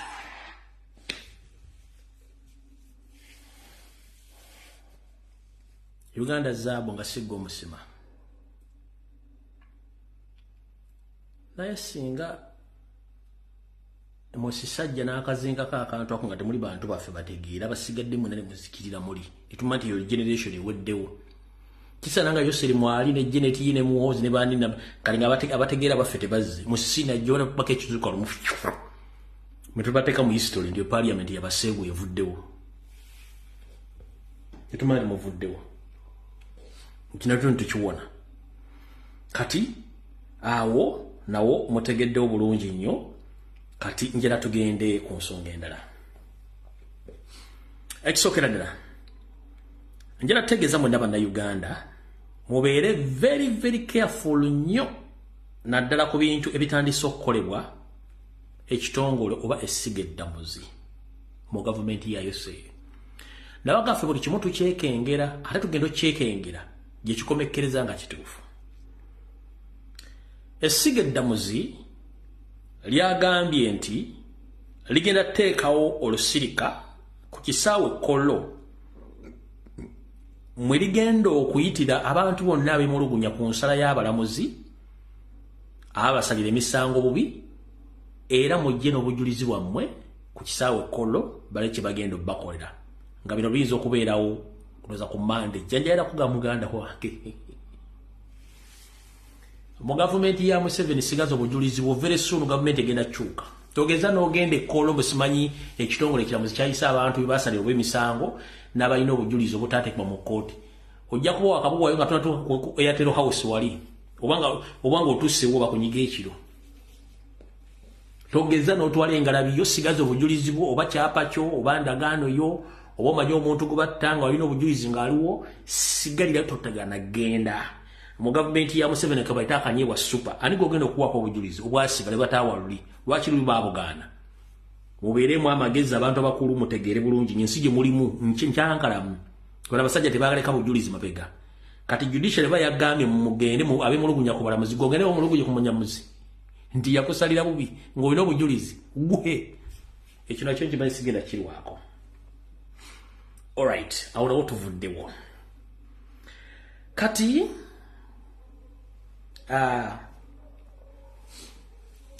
omukulu Simon Mebashaija ne bannayuganda mwenna njagala mwebereremu mutwala obuvunaanyizibwa. Lwaki Abaganda tugamba nti eyali alumiddwa ku musota bw'alaba omuguwa abuuka. Ebintu bingi bye mulabye ne muganya okutegera simanyi lwaki. Abantu bangi mu Uganda abattiddwa abasise ne basibwa amayisa.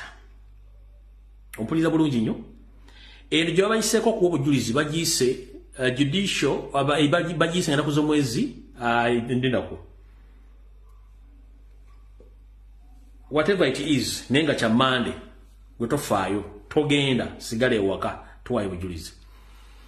Abantu bangi bazizza emisango naye abasinga obungi mujjukira omusajja gwe bayita Kanyamunyo bwe yatta omwami gwe bayita Kenneth Akena gwe yakuba amasasi nyenseeraba nga n'obujulizi bwe buli. Ono Kanyamunyo alina oluganda ku Winnie Byanyima. Winnie Byanyima biba Museveni. Nawe guy yasavinze emyaka 3 n'ekitundu ne bamuta. Naye I'm not sure nti ono omusajja abadde mu kkomera. No, abadde mu kkomera. I'm not sure nti abadde mu kkomera. Wano basobola okulaga bamutute mu kkomera olwo nava mu motoka. Nga walina okudda mu kooti, lwalina okujja mu kkomera bamuleete. Ndoza mukitegedde kubanga bamutadde olwali mu kumuta era for the first time boogedde ne boogera ebigambo byabwe musimanyi abadde hambo nnyo. Goyinza okunga nti ono Kanyamunyo abadde mu kkomera eruzira oyo nti abadde mu kkomera eruzira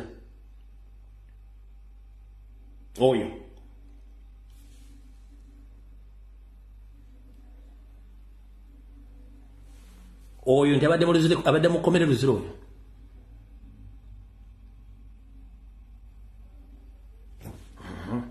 Ekyo nga tukimaze mu kino ekifaananyi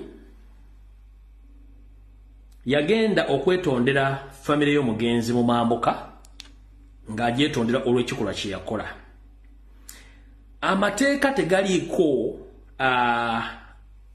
tegaliiko nti gundi yeetondedde famire ya gundi. No, etteeka bwe liba tteeka buli omu limukwata ebyokugenda okwetonda tekirina we kikwatagana n'ekibonerezo kye balina kuwa muntu.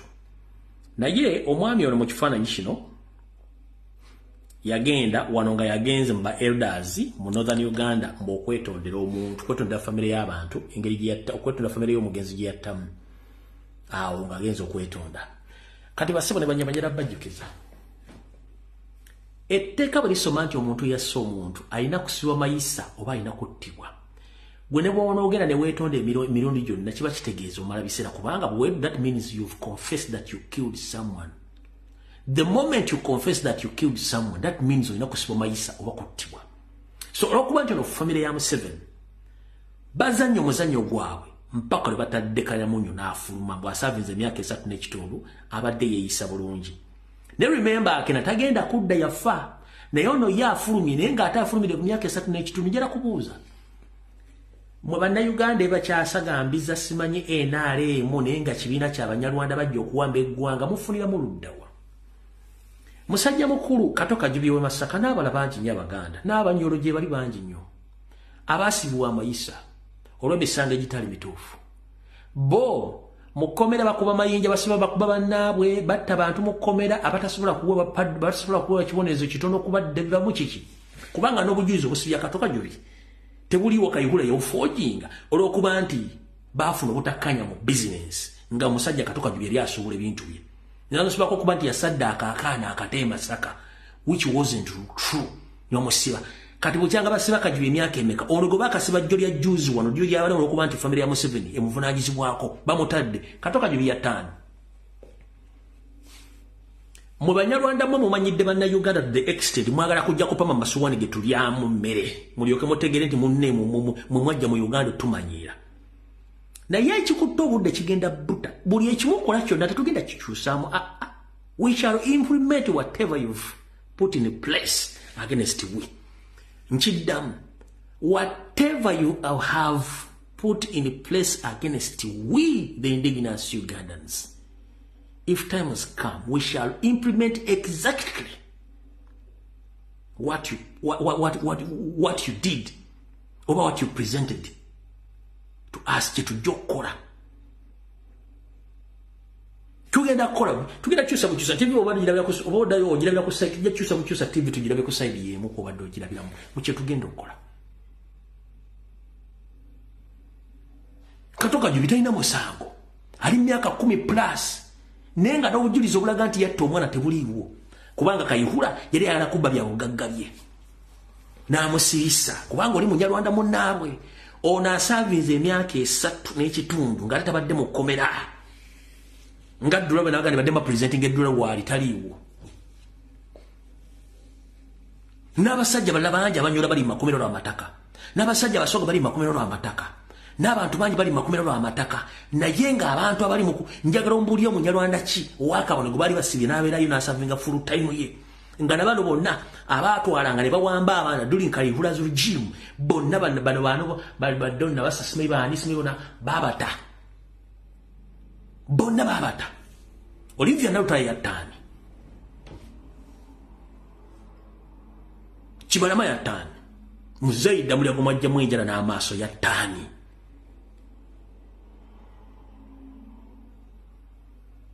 Kayira yattani. Sapia na Kizita Lwanga yattani. Sheikh Nuhu Muzata Bate yattani.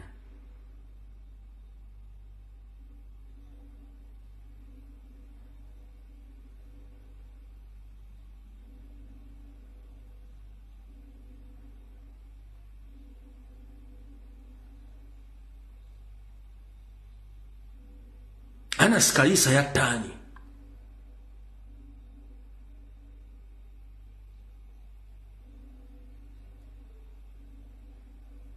Because tumwagala bagambako.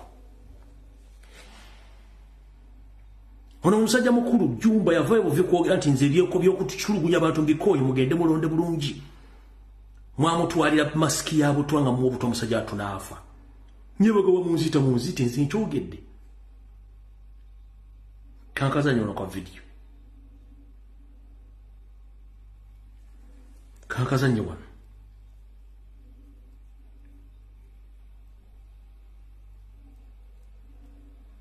Kwa dungu bani.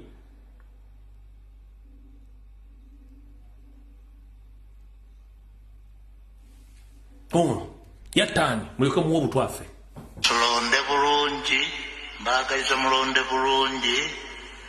Newe munsikira wano sifaayo kasita 25 giwedde. Naye buli omu afune right ye ne freedom ye amanyi kyakola akikole n'obuvunaanyizibwa tufune obukulembeze obulungi. Omukama abeere na mwamu obutone mutta dungu yali bakoze iki.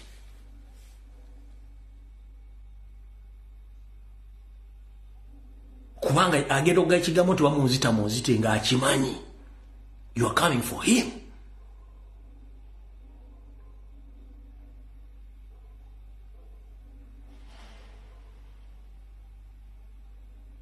Goloza mugenda kutta abantu abategera mu nsi mutulekere mweze enkwaya ajuza mmwe ezitasobola na kulooza nga zigenda okujjamu empalo okufuka okweyamba.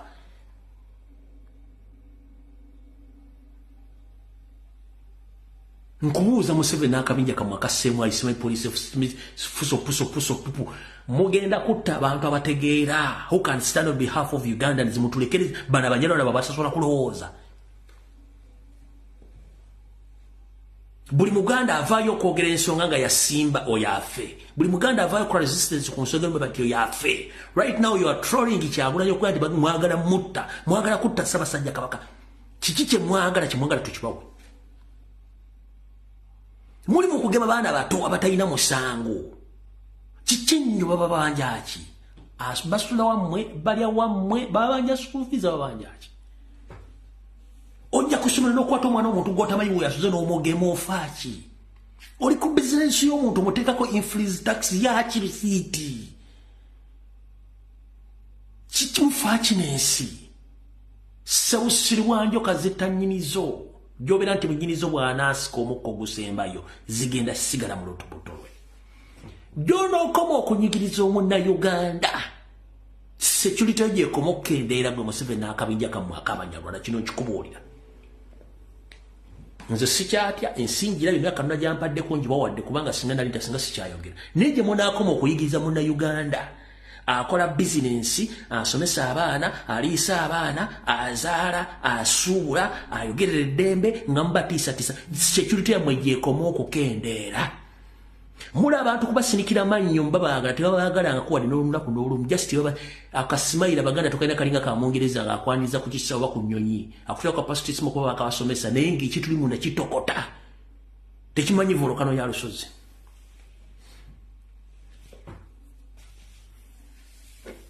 gwe n'otula ddala atule tuyingiryo n'omuntu okulinga ng'ebokisi zino bokisi zebaasibanga ku mmere ez'ebinyeebwa okufuluma you must pay $150 to get out if you are not immunized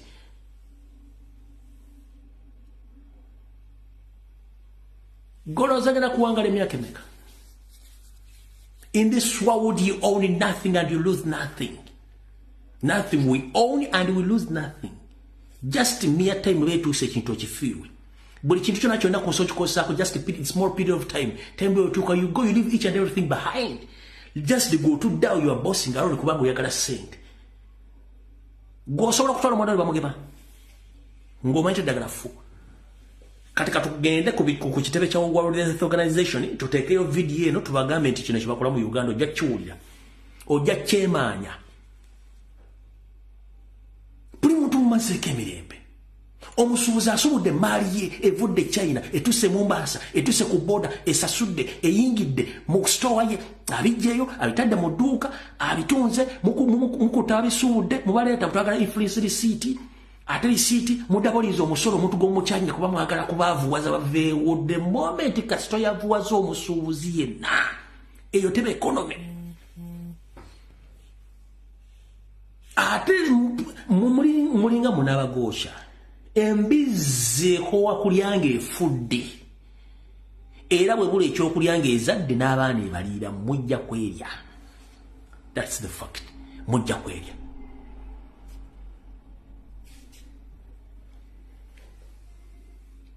mujja kwerya ekyo tukibagamba mujja kwerya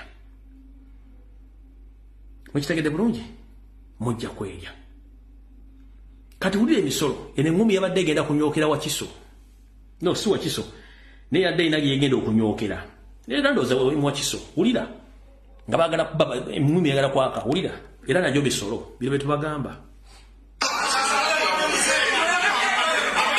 badde ku kitebe ky'eggombolola emmende mu disitulikiti y'Ewakiso nga bassentebe b'ebyalo mu ggombolola eno batamira abawoza babadde bazze okubabangula olukiiko luno lubadde luyitiddwa okusomesa bassentebe bano ku musolo ogw'amayumba oba property tax kibasobozesa okubanguyiza okugusomesa abantu be batwala eyogera ku misolo loko gavumenti zirina okukuŋŋaanya ane property tax ng'eri kati bw'ovaawo n'ojja mu local government act Local Government Act schedule ey'okutandika schedule egenda erambulula emisolo era n'ogwa property rates mwekuli. Mu kusooka olukiiko luno lutandise bulungi nga bassentebe bakkakkamu era nga bawuliriza buli kibasomesebwa. Ow'omuluka n'afuna 5%, district ne mupa 35%, ka 35% yake tuguzeemu amazzi gano ge tunywedde era ke kateeseteese omusomo guno. Ffenna ne tukagabana naye property tax ebitundu 7.5 ku buli 100 bikomawo mu buweereza mu bantu abawa omusolo. Kyokka bwe gutuuse ku bassentebe okuwaayo ebirowoozo byabwe ku nsonga eno bangi ne bakisimbira ekkuuli nga bagamba nti ggombolola yaabwe ya kyalo kale nga tebateekeddwa kusasulira mayumba gaabwe. Ebintu ebikwatagana n'omusolo ogwo siba birina okukola kyokuba abantu bagukyawa era tebagwetaaga kati gwe mwabazimbira amayumba gaabwe mulyoke mujje mubasolereze omusolo muli bajjajja bakika olwokwabuza gundi ewange nabusa tekujja kubaayo gama muntu kusasula sente ez'ennyumba kubanga yateekawo akaduuka akabamu tusula mu manju emiryango ne tukolerayo nze nsasule sente ezo ebigambo bino bwe tuba tubyogera njagala mmanyi mwami Kabaali oboze wano kutuwa amateeka nti no buli anaagaana ajja kusibwa ekyo njagala okyerabire ndayira nta Katonda ffe tulina bwe tugenda kugamba abantu mbu twatudde ne tukkiriza ebigambo bimwazze okutumatiza era njagala kigenda on record abakulembeze b'emmende baaganye omusolo. Ab'omusolo bakalambidde nti omusolo guno guli mu tteeka kale nga bassentebe kibakakatako okusomesa abantu baabwe bakkirize okuguwa. Si disitulikiti y'Awakiso yegutaddewo etteeka weeriri ery'omusolo gw'amayumba just batandise diimpurimentinga naye ekintu kyonna nga kitandika abantu tetutera kitegeererawo. Bassentebe bagamba nti tebandibadde na buzibu kumatiza abantu kuwa musolo guno naye ensimbi ze bazze basolooza tebalaba kizaali zikoze.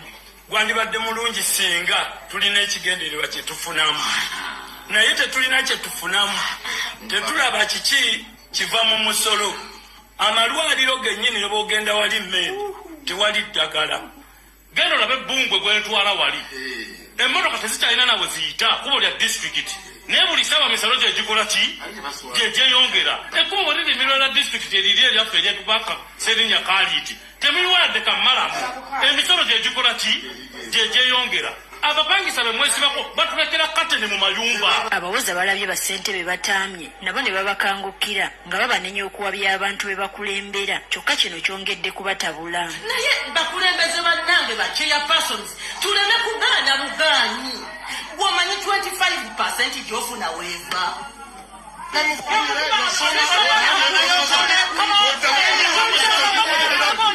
Babalagidde okwamuka ekitundu kyabwe ne babalagira obutaddamu kulinnya kigere mmindi.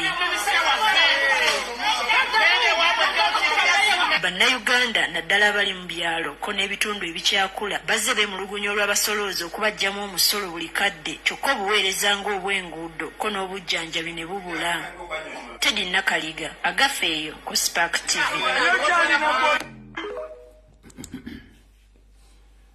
Kati buno baka mubiwulidde. Buno baka njala bugende eri Uganda Revenue Authority bame ba parliament. Buli budget ya Uganda gye basoma ebeera mu ssente ez'okusomesa bannayuganda kubikwatagana ku ggwanga lyabwe n'okumanya rights zaabwe n'okubasomesa constitution mu nnimi zaabwe zonna kye tuyita sensitization oba okumanyisa bannansi. Naye mwesuliro ga naggamba obutasomesa bannansi kumanya mateeka na biragiro bifaga ggwanga ebyodese mateeka ne rights zaabwe. That is a huge mistake. Ekyo ekikolwa kya bulabe nnyo. Enkaayana yabaluse wakati w'abatuuze ne bassentebe n'ab'omusolo kubanga tebaasomesebwa era tebamanyi. Ne mu Uganda business community oba abasuubuzi ebitundu 7.5 ku buli 100 bonna basinga obungi abamala senior 4 batono nnyo basinga obungi tebamalako na senior 4 n'abasinga obungi tebaasoma. Ne praise to Lord abantu bano basobodde okukola business ne babeera successful nga tebaasoma.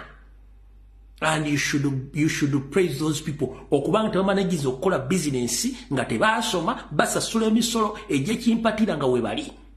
So bino byonna bimuleeta simanyi ifrisi simanyi local tax simanyi 18% added value VAT.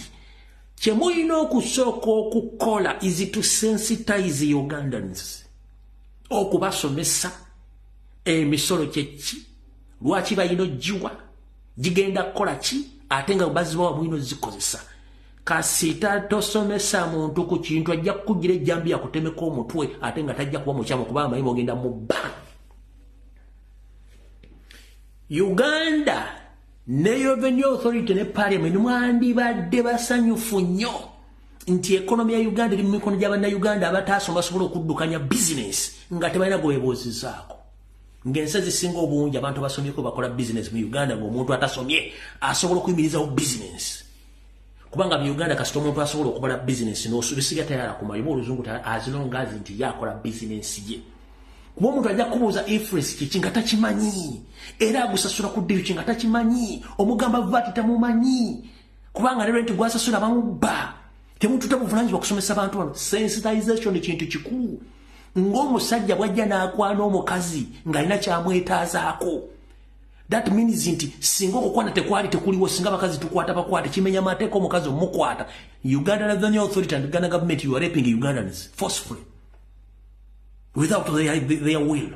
Uganda Revenue Authority, Ugandan government, you are raping Ugandans forcefully via double taxations. You are raping business community in Uganda. Ngamba kwata bukwasi kubanga tebali informed.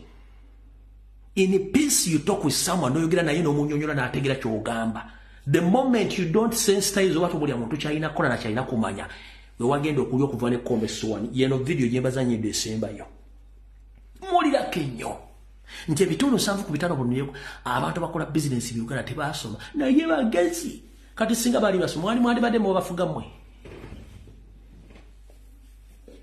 Kakuye example.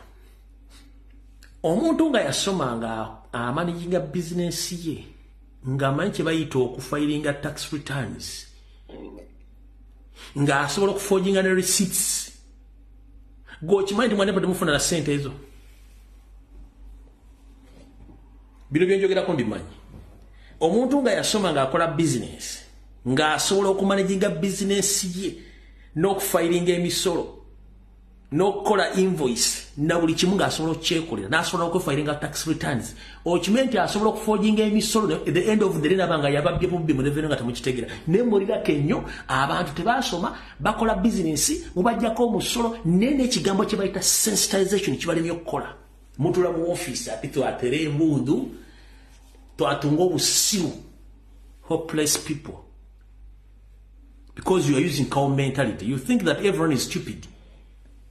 Mutula mu office ne muzimbe mbuto zibalinga entumu za kasasiro mukera kunywa mata na kufuira mu office bwa mwagala kimu ni twende sente ne mukweta mu computer ka kutiniza abantu musoro mugo mwagala kubanga mwagala kusula abantu go sula a source of income aba revenue authority basinga obungi bwena muli ba jobless seekers temulina mirimu wadde ogutunda obugolo wadde obumasu nayo zanyira ku mukazi yakera ku machana tunde ttaka lya jjajjaawe n'agenda na investing center akole mu business abadde successful mwagala musula adde ku zero mugenda kujjawo musolo mbata zaniti zino twatere embundu twavuga zi VAT twatunga obusiru era muli basiru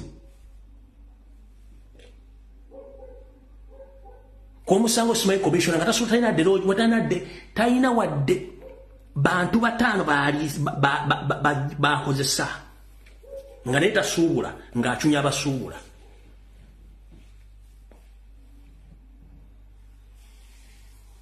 abasajja nga tasobola kusula dde obumasuubu obukwata emmese oba obutwa emmese naye nga ye commissioner atudde ninza commissioner ninyenda esente musiri wali bakwani mwezi basanga nga mutudde ku week ku Friday muvuga mwoga mugende embala ne munywa bia ne muli ente ne muli buli kimu kye mwagala abawo omusolo bali mu kubona abona twatunga obusiru mwatunga obusiru mwe basajja mwe ne bakazi mwe bali mu revenue ne Minister of Health mulekerawo okusiru walira ku bantu. That is our country. Muvamba bantu bavuma tubagambe ekituufu muli basiru.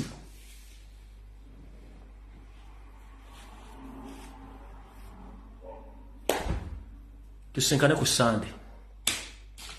Video wedde. Mukama bakumire.